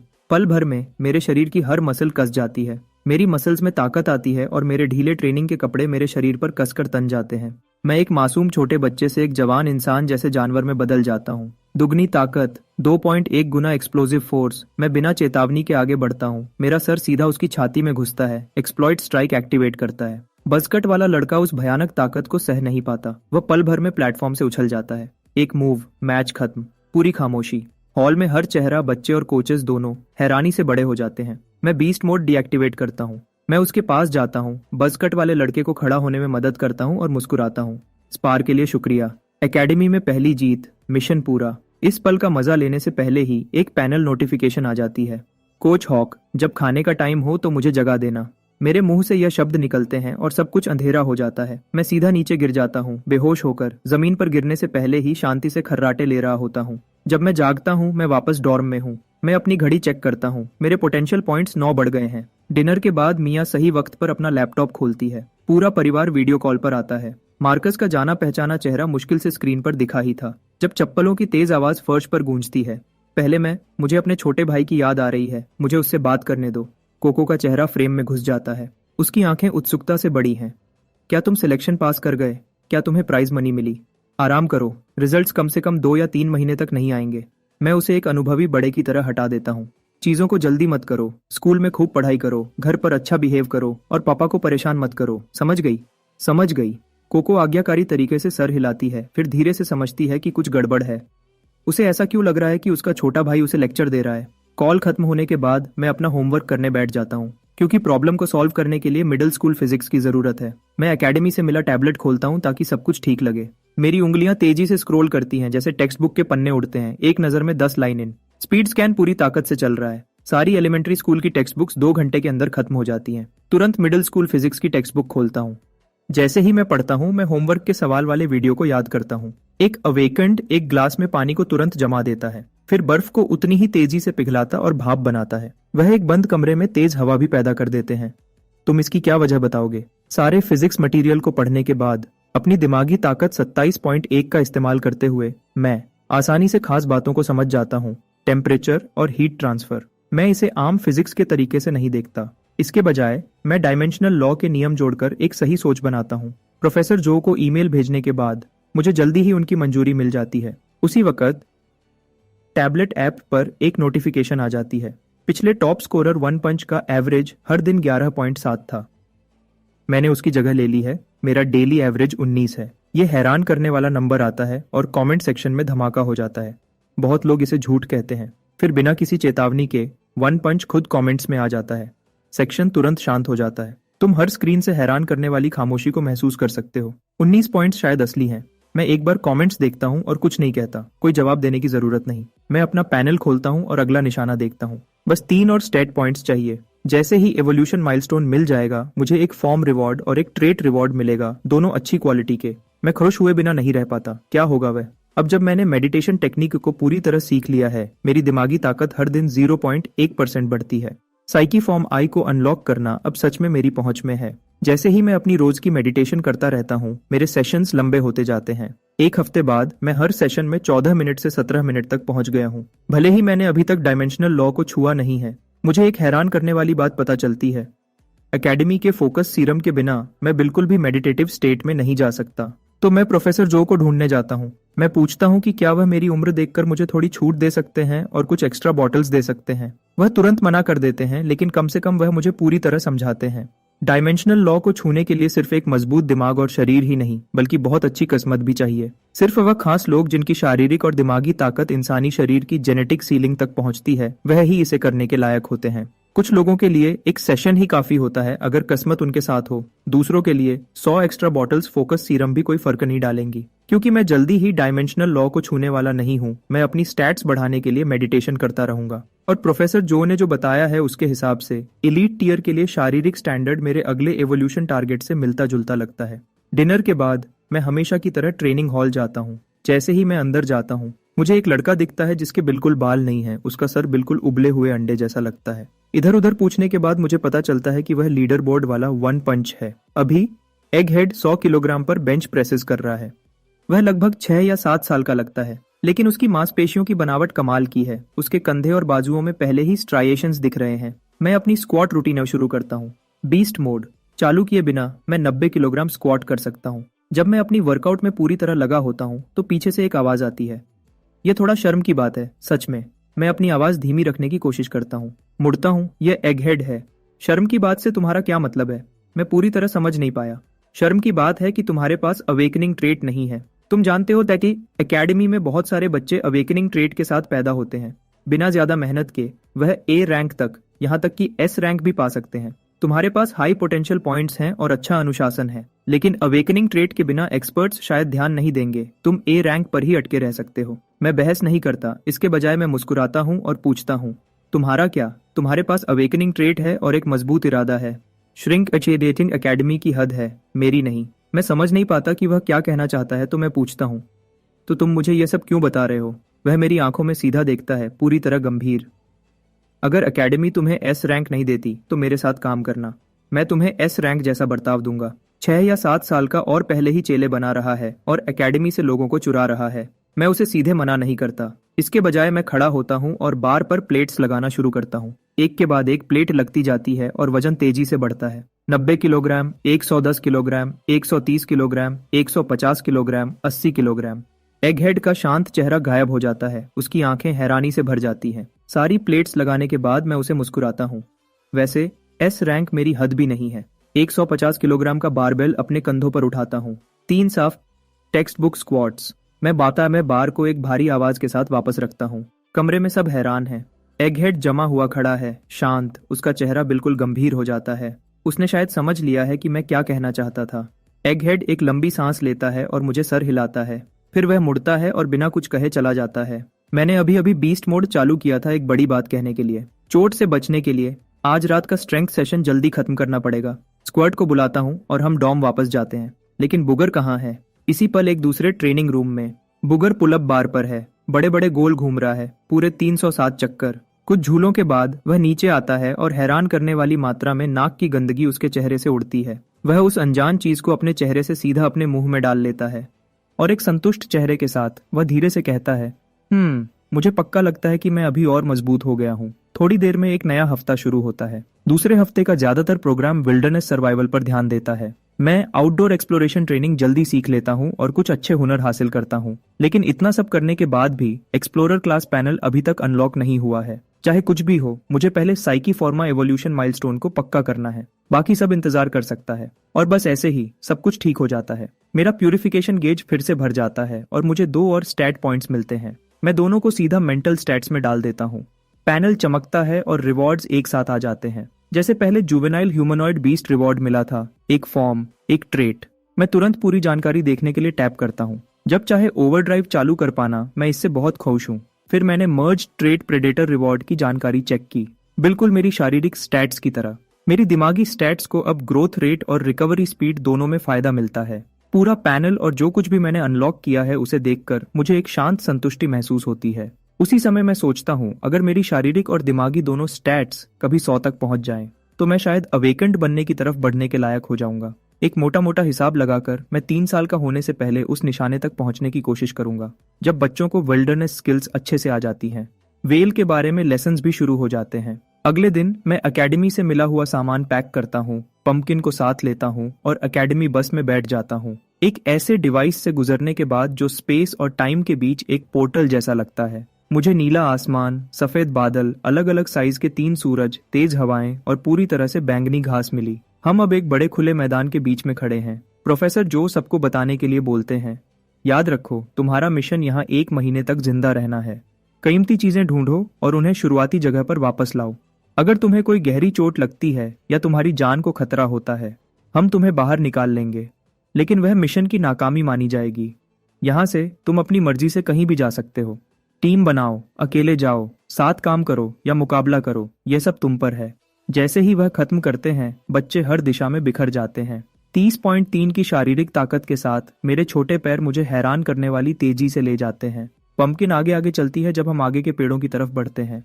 हे रुको, मेरा इंतजार करो, चलो भी। आधे रास्ते में मुझे पीछे से एक जानी पहचानी आवाज सुनाई देती है। पिछले कुछ दिनों की विल्डरनेस ट्रेनिंग में मैं ओवरड्राइव और मिरर मोड को एक साथ यूज कर रहा हूँ। मेरी स्किल प्रोग्रेशन बहुत तेज रही है, जिससे मैं क्लास में सबसे ऊपर पहुंच गया हूँ। स्क्वर्ट दूसरी तरफ थोड़ा अनाड़ी है, उसके लिए बहुत सारे प्रैक्टिकल काम मुश्किल हैं। तो जैसे ही हम रेमनेंट में घुसे, उसने फैसला कर लिया कि वह किसी मजबूत इंसान से चिपक जाएगा। और हाँ, वह आ रहा है। उसके चेहरे पर बेशर्म मुस्कान है, पकड़ने के लिए दौड़ता हुआ। हम मुश्किल से आधा मिनट पेड़ों की तरफ दौड़ रहे होते हैं जब स्क्वर्ट अचानक हाँफता है।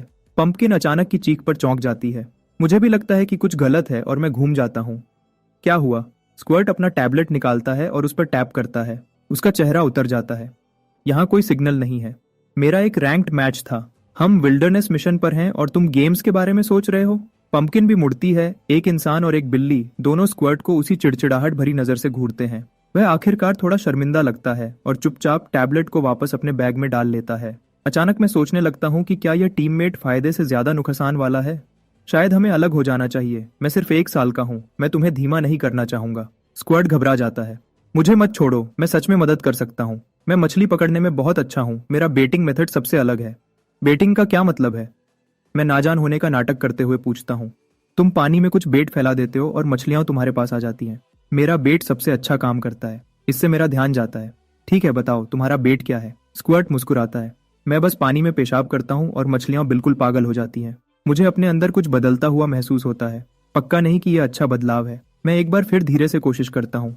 देखो, मैं सिर्फ 1 साल का हूँ। मैं तुम्हें सच में पीछे करूंगा। हम बस अच्छे मैच नहीं हैं। नहीं नहीं नहीं, स्क्वर्ट जल्दी से जोड़ता है। मैं अपना स्पिरिट बीस्ट हंटिंग डॉग भी लाया हूँ, वह पक्का काम आएगा। उस पर मैंने देखा कि एक छोटा गोल्डन रिट्रीवर थोड़ी दूरी से हमारे पीछे आ रहा है। जबान बाहर निकली हुई, हाँफते हुए चल रहा है। यह एक वाटर हंटिंग डॉग है, पानी में बहुत तेज। और मेरे भाई ने कहा था कि रेमनेंट एकेडमी सेटअप में खतरे का लेवल बहुत कम है। लड़ाई के बारे में ज्यादा चिंता करने की जरूरत नहीं। तुम्हारा भाई यहाँ आया है? वह पिछले साल आया था। उसे ए रैंक भी मिला था। मैं सर हिलाता हूँ, यह देखते हुए कि स्क्वर्ट के पास इस जगह के बारे में काम की जानकारी है। मैं आखिरकार उसे साथ आने की इजाजत देता हूँ। यह बात पक्की होने के बाद हम दोनों साथ में जंगल की तरफ बढ़ते हैं। हम मुश्किल से पेड़ों के अंदर घुसे होते हैं जब आगे पंपकिन एक तेज चीख मारती है। एक चेतावनी। एक छोटा जंगली सुअर, बैंगनी ग्रे रंग का, झाड़ियों से बाहर निकलता है, नजर देखता है और भाग जाता है। स्क्वर्ट तुरंत चिल्लाता है, वह सुअर खतरनाक है, हमें उसे पकड़ना होगा। स्क्वर्ट और गोल्डन रिट्रीवर हमारे बगल को कवर करते हैं, कहीं और सुअर छुपे ना हो। फिर मैं अपनी चाकू निकालता हूँ और पंपकिन के पीछे भागता हूँ। कुछ वार और सुअर गिर जाता है। स्क्वर्ट गिरे हुए सुअर को देखता है और चैन की सांस लेता है। मेरे भाई ने मुझे इन चीजों के बारे में चेताया था। बहुत चालाक होते हैं, छुपकर हमला करना पसंद करते हैं। वह तब तक इंतजार करते हैं जब तक तुम नीचे लेटे हुए सो ना जाओ। अगर तुम्हारे पैर सोते वक्त अलग हों तो वह सीधा उनके बीच से हमला करता है। मैं मुंह बनाए बिना नहीं रह पाता। यह सुनते ही मैं खुद ब खुद तन जाता हूँ। तुम्हारी बहन, रुको, तुम्हारा भाई, वह अब ठीक है ना? हाँ ठीक है शायद। वह पहले मुझसे निशानेबाजी में मुकाबला करता था, अब नहीं करता। इन चीजों से निपटने के लिए कोई टिप्स? बस याद रखना कि सोते वक्त अपने पैर साथ रखना। स्क्वर्ट और मैं नदी के पास एक ढलान पर जगह ढूंढते हैं, पीठ एक बड़े पेड़ की तरफ करके। हम एक शेल्टर बनाना शुरू करते हैं। साथ मिलकर हम एक आम लकड़ी का ढांचा खड़ा करते हैं। यह थोड़ा हवादार है, लेकिन एक रात के लिए काफी है। मैं अपने चाकू से सुअर पर काम शुरू करता हूँ। उसकी खाल उतारता हूँ, खून निकालता हूँ और उसे काटता हूँ। मैं बर्तन लगाता हूँ, उसे उबालता हूँ और थोड़ा नमक डालता हूँ। थोड़ी देर में गोश्त का पूरा बर्तन शोरबा समेत हम दोनों के पेट में चला जाता है। गोल्डन रिट्रीवर को भी एक अच्छा टुकड़ा मिलता है। पंपकिन कुछ छोटे जीव पकड़ती है जो खेत के चूहे जैसे लगते हैं और अपना इंतजाम करती है। हम बचा हुआ गोश्त एक पेड़ पर ऊंचा बांध देते हैं ताकि वह सूख जाए। वह मुझे 2 या 3 दिन तक चलेगा, कोई शक नहीं। जैसे ही आसमान अंधेरा होता है, हम आग के पास शेल्टर के दरवाजे के पास लेट जाते हैं। हम बारी बारी से पंपकिन और गोल्डन रिट्रीवर को पहरे पर रखते हैं। स्क्वर्ट और मैं दोनों थोड़ी देर में सो जाते हैं। रात के बीच में मेरा चेहरा खुजलाने लगता है। मैं अपनी आंखें खोलता हूँ और देखता हूँ कि पंपकिन मेरा चेहरा चाट रही है। मैं तुरंत समझ जाता हूँ कोई हमारा गोश्त चुरा रहा है। गोल्डन रिट्रीवर ने भी देख लिया है। वह स्क्वर्ट को जगाने के लिए दौड़ता है। मैं खामोशी का इशारा करता हूँ, मैं खामोशी का इशारा करता हूँ, मैं खामोशी का इशारा करता हूँ। धीरे से स्क्वर्ट को जगाता हूँ और उसे सब बताता हूँ। हम चारों, 2 बच्चे, एक बिल्ली, एक कुत्ता, चुपचाप शेल्टर से बाहर निकलते हैं। हम उस पेड़ की तरफ बढ़ते हैं जहाँ गोश्त लटका हुआ है। मुझे बस कुछ दिखता है जो पेड़ पर चढ़ रहा है, पहले ही गोश्त के पास। स्क्वर्ट एक पत्थर पकड़ता है फेंकने के लिए। मुझे कुछ ठीक नहीं लग रहा। मैं उसे रोकता हूँ। मैं अपनी फ्लैशलाइट जलाता हूँ और उसे पेड़ पर ऊपर करता हूँ। एक छोटी लड़की वहां ऊपर है। वह डाली से बिल्कुल चिपकी हुई है, बिना कोई आवाज किए। फ्लैशलाइट की रोशनी उस पर पड़ती है। वह अकड़ जाती है, फिर धीरे से नीचे देखती है। वह अजीब और अदब भरी मुस्कान देती है। कहती है, तुमने मुझे पकड़ लिया। शेल्टर के दरवाजे के बाहर स्क्वर्ट उस लड़की को घूरता है जिसने अभी हमारा गोश्त चुराने की कोशिश की थी। उसने पहले भागने की कोशिश की थी। स्क्वर्ट उसे पकड़ने की कोशिश में गिर गया था, लेकिन आखिर में उसे पकड़ लिया। बोलना शुरू करो, तुम हमारा गोश्त क्यों चुरा रही थी? लड़की मुस्कुराती रहती है। स्क्वर्ट का गुस्सा बढ़ता है, क्योंकि मेरे पास खाने को कुछ नहीं था। वह शर्मिंदा होकर अपना सर झुका लेती है। उसकी सीधी बात सुनकर स्क्वर्ट उसे चुपचाप देखता रह जाता है। आग की रोशनी में मैं उसे साफ देखता हूँ और पहचान जाता हूँ। यह मौत है और वह कमजोर नहीं है। उसका हर दिन का एवरेज स्कोर हमेशा टॉप 5 में रहता है। तुम्हारी आज रात की हरकत ने हमारी नींद खराब की और हमारी फ्लैशलाइट की बैटरी भी खर्च की। मैं शांति से नुकसान बताता हूँ। मौत सर हिलाती है और अपने दोनों हाथ आगे करती है, हथेलियां ऊपर। वह अपनी आंखें बंद करती है, कहती है, मारो मुझे। हम तुम्हें क्यों मारेंगे? स्क्वर्ट थककर कहता है, जब तुम चोरी करते हो और पकड़े जाते हो तो मार पड़ती है। क्या सबको ये नहीं पता? हम तुम्हें मारेंगे नहीं, लेकिन तुम पर हमारे नुकसान का कर्ज है। अगर तुम्हें कोई कीमती चीज मिली है तो वह चलेगी, अगर नहीं तो वह घास का बना हुआ जो तुमने पहना है वह दे दो। मौत अपनी घास की बुनी हुई चीज को थोड़ा और कसकर पकड़ लेती है, लेकिन उसके पास सच में कोई कीमती चीज नहीं है। क्या जानकारी पेमेंट में चलेगी? मैं सर हिलाता हूँ। सुनो, मौत अपना दिन बताना शुरू करती है। जब सब अलग हो गए थे, वह अकेली घने जंगल में चली गई और अंदर जाने के बाद उसे घने जंगल में एक गुफा मिली। लेकिन जैसे ही वह अंदर गई, उस पर रेजर क्लॉज के झुंड ने हमला कर दिया। उनके दांत और पंजे बहुत तेज थे, वह बहुत जोर से मारते हैं। उसका सारा सामान खो गया और वह घाटी से भाग गई। जगह से अनजान होने की वजह से वह लगभग पकड़ी गई थी। मुश्किल वक्त में एक बहुत बड़ा आदमी, लगभग 2 मीटर लंबा, घाटी की गहराइयों में थोड़ी देर के लिए दिखा और फिर गायब हो गया। उसके साथ एक गहरी, गरजने वाली आवाज भी आई। रेजर क्लॉज ने वह आवाज सुनी और उसका पीछा करना छोड़ दिया। दुम दबाकर भाग गए। घाटी से बाहर निकलने के बाद उसके पास शिकार करने की कोई ताकत नहीं बची थी। तभी उसने पेड़ पर लटका हुआ सुअर का गोश्त देखा तो उसने रात होने का इंतजार किया और अपना काम किया। मौत की बात सुनने के बाद और स्क्वर्ट ने जो खतरे के लेवल के बारे में बताया था, उसे मिलाकर मुझे लगता है कि थोड़ा और उसके बारे में बताना अच्छा होगा। वह 2 मीटर लंबा आदमी शायद कोई मामूली चीज नहीं है। जैसे ही मैं सोच रहा था कि मौत की कहानी कैसे चेक करूं, स्क्वर्ट बिल्कुल सीधे मुंह से कहता है, मुझे पता है कि वह झूठ बोल रही है या नहीं। वह मौत के पास जाता है। पूरी कहानी फिर से सुनाओ, लेकिन उल्टा। जब तुमने गोश्त चुराया वहां से शुरू करो और शुरुआत तक जाओ। मौत हैरान दिखती है, लेकिन बात मानती है। सब कुछ उल्टे ऑर्डर में बताती है। जब वह खत्म करती है, स्क्वर्ट मुझे एक तरफ खींचता है और धीरे से कहता है, वह सच बोल रही है। लोग सिर्फ उसी ऑर्डर में झूठ बोल सकते हैं जिस ऑर्डर में चीजें हुई हैं। उल्टा जाने पर झूठा हमेशा पकड़ा जाता है। ये तुमने कहाँ से सीखा? मेरे पापा ने सिखाया था। एक बार वह काम से वापस आए और मैंने उन्हें बताया कि मैं पूरा टाइम पढ़ाई कर रहा था। उन्होंने मुझे सब कुछ उल्टा बताने को कहा। मैं आगे झुकता हूँ। और फिर क्या हुआ? स्क्वर्ट की मुस्कान रुक जाती है। फिर उन्होंने मुझे मारा। मौत के पास वापस जाते हैं। तुम जा सकती हो। वह सर हिलाती है, लेकिन उसकी आंखें बर्तन में रखी दर्जनों बेरीज से नहीं हट रही हैं और उसके पेट से एक लंबी धीमी आवाज आती है। मौत ने आज जो कुछ भी झेला, उस सब को याद करते हुए, उसकी लड़ने की ताकत स्क्वर्ट से साफ तौर पर ज्यादा है और दोनों को उस गुफा को मिलकर खोजने से फायदा हो सकता है। यह सोचकर मैं मुट्ठी भर बेरीज लेता हूँ और उसके हाथ में देता हूँ। तुमने जो जानकारी दी वह कीमती थी। यह तुम्हारी है। मौत की आंखें चमक उठती हैं। वह उन्हें सेकंड्स में खा जाती है। 2 निवाले और वह खत्म। साफ है कि उससे उसका पेट बिल्कुल नहीं भरा। मैं सही मौका देखता हूँ। क्या साथ काम करना चाहती हो? हम उस गुफा को एक टीम की तरह खोजेंगे।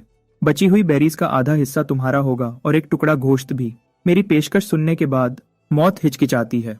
वह बर्तन में रखी बेरीज पर चोरी छिपे नजर डालती है, लालच को रोकती है और धीरे से कहती है, शुक्रिया। फिर वह पल भर में गायब हो जाती है। जंगल की गहराइयों में दौड़ती हुई चली जाती है। अगली सुबह जल्दी स्क्वर्ट और मैंने बात की और जल्दी से जल्दी गुफा की तरफ जाने का फैसला किया। हम जल्दी से सामान पैक करते हैं और फिर निकल पड़ते हैं। 2 बच्चे, एक बिल्ली, एक कुत्ता। 3 घंटे पैदल चलने के बाद हम आखिरकार पहुंच जाते हैं। यह वह जगह है जहां मौत ने अपना आधा दिन इस मुश्किल जगह में गुजारा था। स्क्वर्ट कांटों से भरे रास्ते को देखकर धीमी से सीटी बजाता है, फिर गंभीर हो जाता है। ध्यान से, अगर सिस्टम ने हमें खतरे में बताया और एकेडमी ने हमें बाहर निकाल दिया तो मिशन खत्म हो जाएगा। यह चेतावनी ध्यान में रखते हुए मैं पंपकिन के साथ पहाड़ में आगे बढ़ता हूँ। बस कुछ कदम अंदर आगे एक काला साया दिखता है, बिल्कुल वैसा ही जैसा मौत ने रेजर क्लॉ के बारे में बताया था। इस जगह का सबसे खतरनाक शिकार करने वाला जानवर। रेजर क्लॉ मुझ पर नजर जमाता है। उसकी नजर जानलेवा हो जाती है और वह एक धीमी गरज निकालता है जो सिर्फ एक जंगली जानवर ही निकाल सकता है। मैं स्क्वर्ट को पीछे रहने का इशारा करता हूँ और अपनी चाकू लेकर हमला करता हूँ। रेजर क्लॉ ने साफ तौर पर इतने छोटे से किसी को पहले हमला करते हुए नहीं सोचा था। वह गरजता है और अपने दांत दिखाकर हमला करता है। सच कहूं तो एक जंगली जानवर से लड़ना रिंग में लड़ने से बिल्कुल अलग होता है। मानसिक दबाव एक अलग ही लेवल पर होता है। मैं खुद को संभालता हूँ और पंपकिन के साथ मिलकर काम करता हूँ। रेजर क्लॉ के चारों तरफ घूमता हूँ और उसकी ताकत को समझता हूँ। पंपकिन उछलता है और तेजी से घूमता है। रेजर क्लॉ का ध्यान अपनी तरफ खींचता है। 2 मिनट बाद मुझे आखिरकार अपना मौका मिल जाता है। मैं पल भर में बीस्ट मोड एक्टिवेट करता हूँ, फासला कम करता हूँ और अपनी चाकू रेजर क्लॉ के पेट में जोर से घुसा देता हूँ। एक तेज सिसकारी निकलती है। जैसे ही ब्लेड उसकी रक्षा को तोड़ती है, एक्सप्लॉइट स्ट्राइक का डैमेज बोनस एक्टिवेट हो जाता है। रेजर क्लॉ एक चीख निकालता है और धीरे से जमीन पर गिर जाता है। पहला शिकार। सब खरुश हैं। हम थोड़ी देर आराम करते हैं और आगे बढ़ते हैं, मौत के बताए हुए के हिसाब से। आधे घंटे बाद हमें छिपी हुई गुफा मिलती है जो एक नीचे जगह के कोने में छिपी हुई है, लेकिन वह नजारा हमें रोक देता है। 30 से ज्यादा रेजर क्लॉज एक साथ इकट्ठे हैं, सब एक ही जगह पर चीख रहे हैं। यह देखकर स्क्वर्ट के घुटने कांप जाते हैं। चलो पीछे हट जाते हैं, अगर उन्होंने हमें देख लिया तो हम खत्म। मैं सर हिलाता हूँ और धीरे से पीछे हटना शुरू करता हूँ। तभी गुफा के अंदर से नीली रोशनी चमकती है। उसके बाद एक भारी ताल में चलने की आवाज आती है, जैसे कोई बहुत बड़ा जानवर चल रहा हो। रेजर क्लॉज एक साथ पीछे हट जाते हैं। मैं चुप हो जाता हूँ और घूरता हूँ। मैं आखिरकार उस बड़े आदमी को साफ देख पाता हूँ जिसका मौत ने जिक्र किया था। एक जंग लगा हुआ मेटल का रोबोट अपनी मैकेनिकल बाहें घुमाता है। रेजर क्लॉज को पीछे धकेल रहा है जो गुफा में घुसने की कोशिश कर रहे हैं। उसी वक्त वह ऐसी आवाजें निकालता है जो मैं समझ नहीं पाता। हम ट्रांसलेटर चलाते हैं। वही लाइन बार बार दोहराई जाती है, सीरी गार्डियन आपकी सेवा में। कई बार हमला करने में नाकाम होने के बाद रेजर क्लॉज समझ जाते हैं कि वह अंदर नहीं घुस सकते और धीरे से पीछे हट जाते हैं। गार्डियन बॉट पीछा नहीं करता। भारी कदमों की आवाज फिर आती है और बॉट गुफा की गहराइयों में वापस गायब हो जाता है। क्या प्लान है? स्क्वर्ट पूछता है जब हम सुरक्षित जगह पर वापस आ जाते हैं। हम अंदर जाएंगे, कोई शक्कर नहीं, लेकिन हम समझदारी से करेंगे। हम खोजने वाले हैं, सुइसाइड स्क्वाड नहीं, क्योंकि इतने सारे रेजर क्लॉज हैं कि उनसे सीधे लड़ना मुश्किल है। हम जाल लगाने और उन्हें एक एक करके खत्म करने का फैसला करते हैं। लगता है हमें कुछ और लोगों की मदद लेनी पड़ेगी। तो स्क्वर्ट और मैं घाटी के बाहर काम करते हैं, जाल बनाने का सामान इकट्ठा करते हैं और साथ ही मदद करने वाले लोगों को भी देखते रहते हैं। थोड़ी देर बाद हमें पास में लड़ने की आवाजें सुनाई देती हैं। मैं अपनी नाक की गंदगी को मछली और खरगोश पकड़ने के लिए इस्तेमाल कर सकता हूँ। तुम क्या कर सकते हो? मैं बास्केटबॉल खेलता हूँ और मैं गाना, डांस और रैप कर सकता हूँ। मैंने आवाजें तुरंत पहचान ली और हंसने लगा। लगता है हमारी मदद आ गई। जो प्लान हमने बनाया था उस पर चलते हुए सब कुछ ठीक चलता है। हमने 5 या 6 दिन घाटी में 40 से ज्यादा रेजर क्लॉज को खत्म करने में लगाए। अब बस कुछ ही बचे हैं। तब उन्हें आखिरकार खतरा महसूस होता है और वह सब घाटी से तेजी से बाहर निकलते हैं। गुफा के रास्ते को रोकने वाले रेजर क्लॉज का काम खत्म होने के बाद हम चारों धीरे से गुफा के पास जाते हैं। तब फिर से भारी कदमों की आवाज आती है। जंग लगा हुआ गार्डियन बॉट एक बार फिर बाहर आता है और फिर से उसी गर्म आवाज में, सीरी गार्डियन आपकी सेवा में। ऐसी चीज के खिलाफ जो अकेले रेजर क्लॉज के पूरे झुंड को रोक सकती है, हम जल्दी नहीं करते। मैं बॉट को ध्यान से देखता हूँ और प्रोफेसर जो की कही हुई एक बात याद आती है, जब तुम किसी नई सभ्यता से मिलो तो जल्दी से दुश्मनी मत दिखाओ, पहले बातचीत करो। बॉट अभी भी अपनी वही लाइन दोहरा रहा है, तो मैं ट्रांसलेटर का इस्तेमाल करता हूँ, बॉट के बोलने के तरीके की नकल करता हूँ और जवाब देता हूँ, गेते मुझे सेवा चाहिए। बॉट रुक जाता है, उसकी नजर मुझ पर टिक जाती है। बच्चा मिला। फिर उसकी मैकेनिकल बाहें हिलने लगती हैं। पल भर में बाहें ऊपर उठती हैं जैसे हमें भगाने के लिए। फिर वह आगे बढ़ता है जैसे बॉट मुझे उठाने वाला हो। कुछ मिनट तक इस आगे पीछे के बाद एक छोटी सी बिजली की आवाज आती है और बॉट की आंखों में नीली रोशनी बुझ जाती है। वह बिल्कुल अकड़ा हुआ अपनी जगह पर जम जाता है। तो यहाँ सबकर ये है, कभी हिचकिचाओ मत, कभी रुको मत, वरना तुम सच में खुद को खत्म कर लोगे। खैर, मैं ध्यान से आगे बढ़ता हूँ। बॉट बिल्कुल भी रिएक्ट नहीं करता। स्क्वर्ट खलुश हो जाता है और उसके बगल से अंदर घुस जाता है। हम अपनी फ्लैशलाइट्स जलाते हैं। गुफा सीधी है, कोई शाखाएं नहीं, एक सिरे से दूसरे सिरे तक दिखती है। 2 बड़े खुले मेटल के दरवाजों के आगे एक छोटा सा अलग थलग रहने का बेस है। सबसे आखिरी में 2 शरीर, एक आदमी और एक औरत, एक दूसरे से टिके हुए हैं। मैं अपनी बात वापस लेता हूँ, वह इंसान जैसे हैं। मैं हमेशा सोचता था कि एलियन सभ्यताएं अजीब और एलियन दिखेंगी, लेकिन एक डिवाइस से जो कैमरा जैसा दिखता है, हमें पता चला कि वह 2 अवेकेंट थे जिनमें उड़ने की शक्ति थी। इस दुनिया की खूबसूरती से खिंचकर उन्होंने यहाँ रहने का फैसला किया था। लेकिन एक दिन बिना किसी चेतावनी के आसमान में अनगिनत छोटे काले बादल दिखे। बादलों ने तबाह करने वाली एनर्जी की किरणें छोड़ी, पूरी दुनिया को तबाह कर दिया। आदमी और औरत मदद करने के लिए बाहर दौड़े, लेकिन अवेकेंट होने के बावजूद भी वह काले बादलों के खिलाफ कुछ नहीं कर पाए। बुरी तरह घायल होकर उनके पास बेस में वापस जाने के अलावा कोई रास्ता नहीं था। एक अवेकेंट को ठीक करने वाली कोई दवा नहीं थी और सिर्फ एक गार्डियन बॉट था जो मामूली सुरक्षा और देखभाल करता था। उन्होंने शांति से अपनी मौत को गले लगाया। जब रिकॉर्डिंग खत्म होती है, सब लोग साफ तौर पर घबरा जाते हैं। फिर अचानक दरवाजे पर एक आदमी दिखता है। बधाई हो, सिर्फ 8 दिन में तुमने इस पूरी जगह की सबसे कीमती सभ्यता की चीज ढूंढ ली है। प्रोफेसर जो धीरे से अंदर आते हैं। वह अपने फोन पर एक डॉक्यूमेंट स्क्रॉल कर रहे हैं।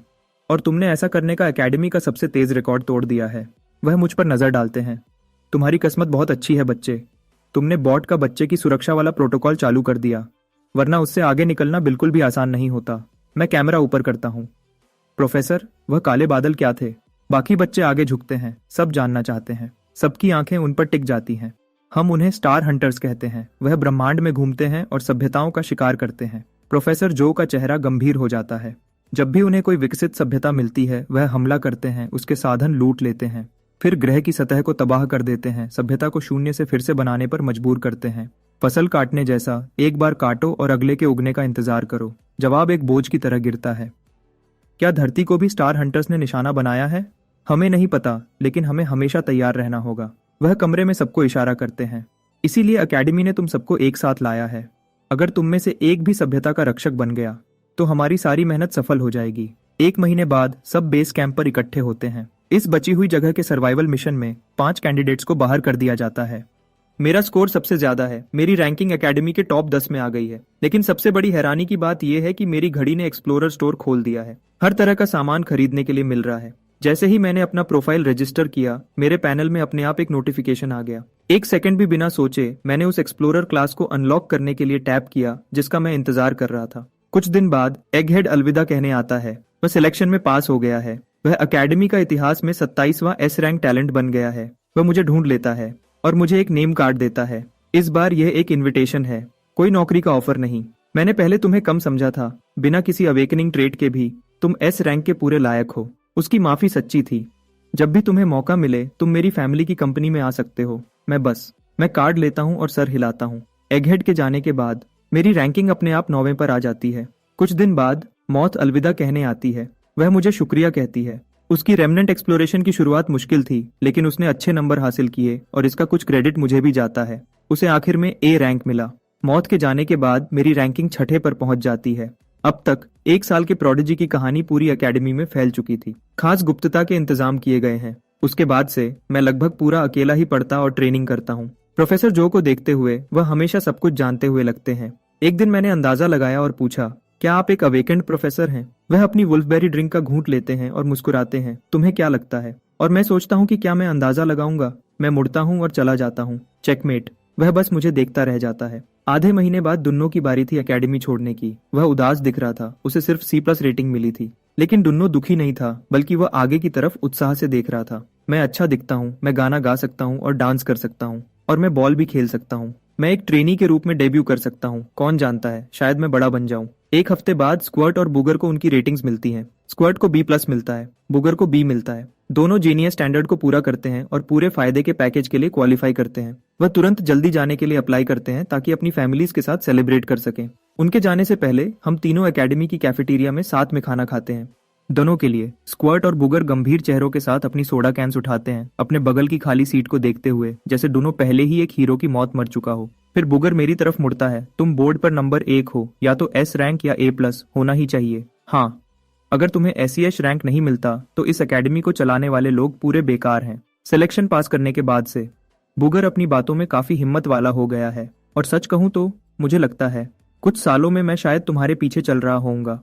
वह मुझे अपने कॉन्टैक्ट डिटेल्स और घर के एड्रेस देते हैं। कहते हैं जब भी मैं चाहूं उनसे मिलने आ सकता हूं। इसी बीच एकेडमी के कॉन्फ्रेंस रूम में इवैल्यूएटर्स का एक ग्रुप गर्मा गर्म बहस कर रहा है। 15 सालों में एक भी S रैंक कैंडिडेट ऐसा नहीं रहा जिसके पास अवेकनिंग ट्रेट न हो, एक कंजर्वेटिव इवैल्यूएटर कहता है। मैं मानता हूं कि काय की क्षमता खास है, लेकिन अवेकनिंग ट्रेट के बिना उसके फ्यूचर को लेकर बहुत ज्यादा अनिश्चितता है। मुझे लगता है वह कुछ सालों में इलीट लेवल तक पहुंच सकता है, लेकिन वह वहां जिंदगी भर अटका भी रह सकता है। कुछ और कंजर्वेटिव इवैल्यूएटर्स सहमत होते हुए सर हिलाते हैं। तभी दरवाजे से एक आवाज आती है, तुम में से कोई क्या जानता है? इवैल्यूएटर्स घूम जाते हैं। एक सफेद बालों वाला बुजुर्ग अंदर आता है, हाथ में वुल्फबेरी टी का ग्लास लिए। कमरे में सब एक साथ खड़े हो जाते हैं। डायरेक्टर। बस। बुजुर्ग सबसे आगे वाली सीट पर बैठ जाते हैं और अपनी नजर से पूरे कमरे को देखते हैं। मैं जानता हूं तुम्हारे दिमाग में क्या चल रहा है। शुरू के सालों में हम बहुत उम्मीद में थे। जब हम S रैंक टैलेंट्स को रेटिंग देते थे, उनमें से ज्यादातर ने हमें निराश किया, तो तुम सब सावधान हो गए, जिम्मेदारी से डर गए। मैं समझता हूँ, लेकिन बुजुर्ग का लहजा तेज हो जाता है। क्या यहाँ किसी को ये ख्याल आया है कि तुम में से कुछ लोग उन S रैंक स्लॉट्स को अवेकेंट फैमिलीज के लिए फेवर के तौर पर बचा रहे हो और आम परिवारों के कैंडिडेट्स पर जानबूझकर सख्ती कर रहे हो? कंजर्वेटिव इवैल्यूएटर्स का चेहरा पीला पड़ जाता है। सब जोर देते हैं कि वह ऐसा कभी नहीं करेंगे। बुजुर्ग सर हिलाते हैं। अच्छा, तो वापस रेटिंग पर आते हैं। एस रैंक का स्टैंडर्ड सिर्फ आम अवेकेंड बनाना नहीं है। हमें सबसे बेहतरीन वेल एक्सप्लोरर्स चाहिए, सभ्यता के आखिरी रखवाले। यह क्षमता मैंने 1 साल के बच्चे में देखी है। तुम्हें लगता है उसमें नामंजूर खतरा है?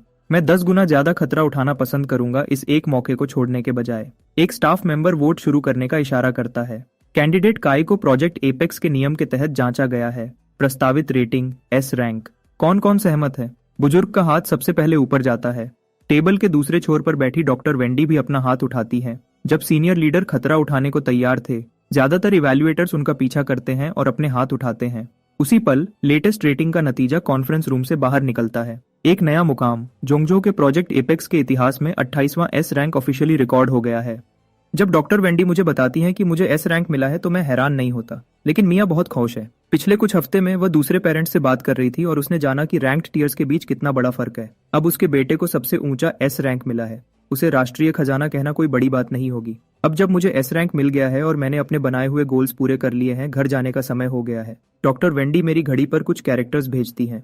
जोंगजो प्रोडिजी प्रोटेक्शन एक्ट अब तुम्हारे लिए लागू हो गया है। जो मैंने अभी तुम्हारी घड़ी पर भेजा है वह तुम्हारी सेफ्टी आईडी है। अगर तुम किसी मुश्किल में पड़ते हो तो वह आईडी लोकल अथॉरिटीज को दे देना और तुम्हें सबसे तेज मदद मिलेगी। और अवेकन भी तुम्हारी पूरे दिन और रात करीब से देखभाल के लिए लगाए जाएंगे। मैं बार बार सर हिलाता हूँ, ये बहुत अच्छा है, बहुत तसल्ली देने वाला है। डॉक्टर वेंडी, वह 10 मिलियन का डेवलपमेंट ग्रांट कब मिलेगा? फिक्र मत करो, जो तुम्हारा है वह कोई नहीं ले सकता। वह मिया को एक फाइनेंशियल डॉक्यूमेंट देती है। डेवलपमेंट ग्रांट ज्यादातर रीइंबर्समेंट पर बेस्ड है। ये तुम्हारे स्टोर अकाउंट में आ जाएगा। बस खर्च करते वक्त सही रिसीप्ट्स लेना मत भूलना। ग्रांट कंफर्म हो गया है, प्रोडिजी प्रोटेक्शन एक्ट एक्टिव है और अब बस एक चीज बची है। डॉक्टर वेंडी, क्या कोई अवेकेंड मेरा मेंटर बनेगा? क्या यह डिसाइड हो गया है? मैं पूछता हूँ, अपनी उत्सुकता मुश्किल से छुपाते हुए। इस पर डॉक्टर वेंडी का चेहरा बदल जाता है। वह एक खास सीनियर लीडर के बारे में सोच रही है जिसने सही तरीके को छोड़कर पहले ही मेंटर की जगह ले ली थी। वह आरआई को मुस्कुराती है। जल्दी ही फाइनल हो जाएगा, तुम्हें बता दिया जाएगा। प्रोजेक्ट एपेक्स कमिटमेंट अग्रीमेंट पर साइन करने के बाद हम एक प्राइवेट जेट में बैठकर सीधे लूटन के नॉर्थ डिस्ट्रिक्ट एयरपोर्ट जाते हैं। फिर एक प्राइवेट कार हमें आराम से घर तक ले जाती है। हम अभी घर पहुंचे ही थे कि मार्कस अंदर आता है। उसने खास इसके लिए छुट्टी ली थी। मैं हमेशा जानता था कि मेरा बेटा यह कर दिखाएगा। उसका चेहरा खुशी से लाल हो गया है। वह सेलिब्रेशन के लिए स्पार्कलिंग ड्रिंक्स का पूरा केस ऑर्डर करता है। 5 बजे के आसपास वह कोको को स्कूल से लेने जाता है। थोड़ी देर में सामने का दरवाजा खुलता है। कोको स्कूल यूनिफॉर्म में मिट्टी से भरी हुई उछलती हुई आती है। छोटे भाई, क्या तुम्हें प्यास लगी है? कोको फ्रिज से स्पार्कलिंग वाटर का एक कैन निकालती है और उसे दोनों हाथों से मुझे देती है। क्या तुम्हें भूख लगी है? डिनर में कोको एक पूरी चिकन लेग उठाती है और मेरे बोल में रख देती है। क्या तुम थक गए हो? ट्रेनिंग के बाद कोको मेरे लिए एक टॉवल और एक ड्रिंक लाती है। वह मेरे कंधों को थोड़ा दबाती भी है। मैं अपनी आंखें आधे बंद करता हूँ और इसके हर पल का मजा लेता हूँ। इस घर में मेरा रुतबा सबसे ऊंचा हो गया है। हे, मेरी घड़ी कहाँ है? 1 या 2 मिनट की मसाज के बाद कोको का सब्र खत्म हो जाता है। उसका असली मकसद आखिरकार सामने आता है। इससे पहले कि वह अपने असली डरावने रूप में बदल जाए, मैं एक्सप्लोरर स्टोर ऐप खोलता हूँ और उसे शिपिंग स्टेटस दिखाता हूँ। कोको स्क्रीन को घूरती है, उसकी आंखें चमक उठती हैं। एक्सप्लोरर सीरीज, वह लिटिल प्रोडिजी का सबसे महंगा मॉडल है और ये लिमिटेड एडिशन है। पैकेज आने से पहले 2 दिन तक कोको की मेरे प्रति भक्ति की कोई सीमा नहीं थी। मैं भी मुश्किल से अपनी हंसी रोक पाता हूँ। इस लड़की ने अपने माँ बाप को भी इतनी इज्जत कभी नहीं दी। जैसे ही घड़ी आती है, भाई बहन की वफादारी का कार्ड एक्सपायर हो जाता है। लेकिन जब मैं अनाउंस करता हूँ कि घर के लिए फ्यूचर में जितना भी मीट खरीदा जाएगा उसका पैसा मेरे अकाउंट से मिलेगा, मैं कोको को फिर से अपनी मुट्ठी में कर लेता हूँ। मेरी एस रैंक रेटिंग की खबर सिर्फ ऊपर के कुछ खास लोगों में ही फैली है। लूटन की सिटी गवर्नमेंट का मुख्य ऑफिशियल चुपचाप हमारे घर आता है। जब ऑफिशियल पूछता है कि हमें क्या चाहिए, मैं सीधे बोलता हूँ, मैं चाहता हूँ कि मेरी फैमिली सुरक्षित रहे। ऑफिशियल बिना किसी झिझक के मान जाता है। एक प्राइवेट कार और सिक्योरिटी का इंतजाम किया जाता है ताकि मार्कस, मिया और कोको को हर दिन स्कूल ले जाया और लाया जा सके। एक बड़ा अपार्टमेंट और एक सरकारी रेजिडेंशियल कॉम्पाउंड भी ऑफर किया जाता है, बिना किराए के और 20 साल रहने के बाद पूरी मालिकाना हक। मार्कस और मिया वहाँ हैरानी में खड़े हैं, आखिरकार समझ रहे हैं कि अब चीजें कितनी अलग हैं। शिफ्ट होने के दौरान मैं बस हर दिन बिना किसी छुट्टी के ट्रेनिंग करता हूँ, अपने मेंटोर के असाइनमेंट के फाइनल होने का इंतजार करते हुए। पूरा 1 महीना बीत जाता है जब आखिरकार ईमेल आता है। नाम लिखा है सीनियर प्रोफेसर जो। ये एकेडमी के वही पुराने प्रोफेसर हैं, तो वह सच में अवेकेंड नहीं है। मेरी घड़ी बजती है। छोटे, अब मैं तुम्हारा मेंटर हूँ। हैरान हो? ये नहीं सोचा था। तुम्हारे लिए एक छोटा सा गोल है, 4 साल के अंदर एलीट लेवल तक पहुंचो। अगर ऐसा करते हो तो एक बड़ा इनाम इंतजार कर रहा है, और अगर तुम नहीं करते तो मैं खुद लूटन आकर तुम्हें थप्पड़ मारूंगा। मैं थोड़ा सिकुड़ता हूँ। पता नहीं क्यों मुझे शक नहीं है कि वह सच में ऐसा करेंगे। खुशकिस्मती से ये गोल मेरे लिए बिल्कुल भी मुश्किल नहीं है। स्कूल तब तक इंतजार कर सकता है जब तक तुम एलीट लेवल तक नहीं पहुंच जाते। ट्रेनिंग के लिए बस मेरे इंतजाम को फॉलो करना। एक मेंटर का होना सच में बोझ कम कर देता है। मैं अच्छे मूड में फोन रखता हूँ, मेंटर की खबर का इंतजार करते हुए। कोको मेरी स्पारिंग पार्टनर रही है। हर शाम हम साथ में कॉम्बैट प्रैक्टिस करते हैं। एकेडमी जाने से पहले कोको को हराने के लिए पूरी कोशिश और कुछ नए तरीके लगते थे। मुझे हर मौका ढूंढना पड़ता था ताकि साइज के फर्क को पूरा कर सकूं। वापस आने के बाद हम बराबर के थे, 50-50। कोको हैरान है, वो फिर से मुझे एलियन फ्रीक कहने लगी है। कुछ दिन बाद प्रोफेसर जो फोन करते हैं। ट्रेनिंग फैसिलिटी और तुम्हारा कोच सब तैयार है। पूरी जगह सिर्फ मेरी है। इक्विपमेंट के लिए इंतजार नहीं करना पड़ेगा। जो भी मैं ट्रेन करना चाहूँ जब भी चाहूँ। घर से आधे घंटे की दूरी पर। यह है जिंदगी। थोड़ी देर बाद प्रोफेसर जो ने जिस कोच का इंतजाम किया था वह आती है, एक जवान औरत जिसके ऊंचे पोनीटेल है। हेलो, मैं तुम्हारी पर्सनल कोच टीना हूँ। हाय कोच टीना। मैं बारबेल को रखता हूँ और दौड़कर पास जाता हूँ। मानसिक रूप से तैयार होने के बावजूद कोच टीना अपनी आंख को फड़कने से रोक नहीं पाती जब वह 100 केजी बारबेल देखती है। परिचय के बाद मैं उसके क्रेडेंशियल्स देखता हूँ। कोई ऐतराज नहीं। हम आगे के लिए ट्रेनिंग प्लान फाइनल करते हैं। मैं उसके बारे में हर चीज से संतुष्ट हूँ। फिर मैं सवाल पूछता हूँ, कोच टीना, 1 साल की तुम्हारी फीस क्या है? वह मुस्कुराती है। ज्यादा नहीं है, इसे एक एहसान समझो। मैंने तुम्हें दोस्तों और फैमिली वाला रेट दिया है, 2 मिलियन साल का। बहुत अच्छा, बहुत अच्छा, बहुत अच्छा। मैं बार बार सर हिलाता हूँ। ये पहली बार है जब मैंने सच में दोस्ती की कीमत समझी है। जब मैं सब जोड़ता हूँ, ट्रेनिंग फैसिलिटी, पर्सनल कोच, मैं पहले ही $8 मिलियन के कर्ज में हूँ। बदकिस्मती से इस पर कम ब्याज है और 18 साल का होने तक इसकी चुकौती नहीं करनी है। कम से कम यह कंट्रोल से बाहर नहीं जाएगा। इतने कर्ज के साथ मैं खुद को एक बिल्कुल न रुकने वाली ट्रेनिंग रूटीन में झोंक देता हूँ। मैं कसम खाता हूँ कि हर पैसा वापस कमाऊंगा। कोच टीना पूरी तरह प्रोफेशनल है। जो भी मैं करना चाहता हूँ वह सिखाती है। उस पल से मेरी सभी स्किल्स के एक्सपीरियंस पॉइंट्स तेजी से बढ़ने लगते हैं। समय तेजी से गुजरता है। मिरर मोड और ओवरड्राइव दोनों डबल बूस्ट के रूप में एक्टिव हैं। मैं हर दिन तेजी से तरक्की करता हूँ। जब बसंत आता है, वह मौसम जब हर साल संक्रामक बीमारियां फैलने लगती हैं। मुझे पिछली बसंत याद है, एक गंभीर महामारी फैल गई थी। मिया घर पर फंसी हुई थी, अपने स्टूडेंट्स के लिए ऑनलाइन क्लासेस चला रही थी। लेकिन मुझे हमेशा लगता था कि यह अवेकेंट से जुड़ा हो सकता है। तो मैं प्रोफेसर जो को मोटा मोटा बताता हूँ और पूछता हूँ कि क्या अवेकेंट से जुड़ी घटनाओं की जानकारी तक पहुँचने का कोई तरीका है। प्रोफेसर जो मुझे एक रेफरल कोड भेजते हैं, फिर मेरी घड़ी पर एक ऐप भेजते हैं। लेकिन वह एक बात साफ करते हैं, मुझे खुद जांच नहीं करनी है। मैं सिर्फ डेटाबेस आर्काइव्स देख सकता हूँ। मैं ऐप इंस्टॉल करता हूँ और उसे खोलता हूँ। मैं कीवर्ड्स टाइप करता हूँ, ग्रीन फ्लाई। डेटाबेस तुरंत कई केसेस दिखाता है। वह सच में अवेकेंट लेवल की शक्तियों से जुड़े हैं। जैसे ही मैं ध्यान से पढ़ता हूँ, मेरा चेहरा गंभीर हो जाता है। हर एक केस में बड़े पैमाने पर मौत की महामारी शामिल है। मिडीवल यूरोप की ब्लैक डेथ से लेकर 1918 की स्पेनिश फ्लू तक, इन सभी बदनाम महामारियों में ग्रीन फ्लाई के निशान मिलते हैं। ओवरसीज में अवेकेंड ऑपरेटिव्स की लंबी जांच के बाद यह रास्ता एक पौराणिक जीव की तरफ जाता है, बेएल्ज़ेबब, लॉर्ड ऑफ द फ्लाइज।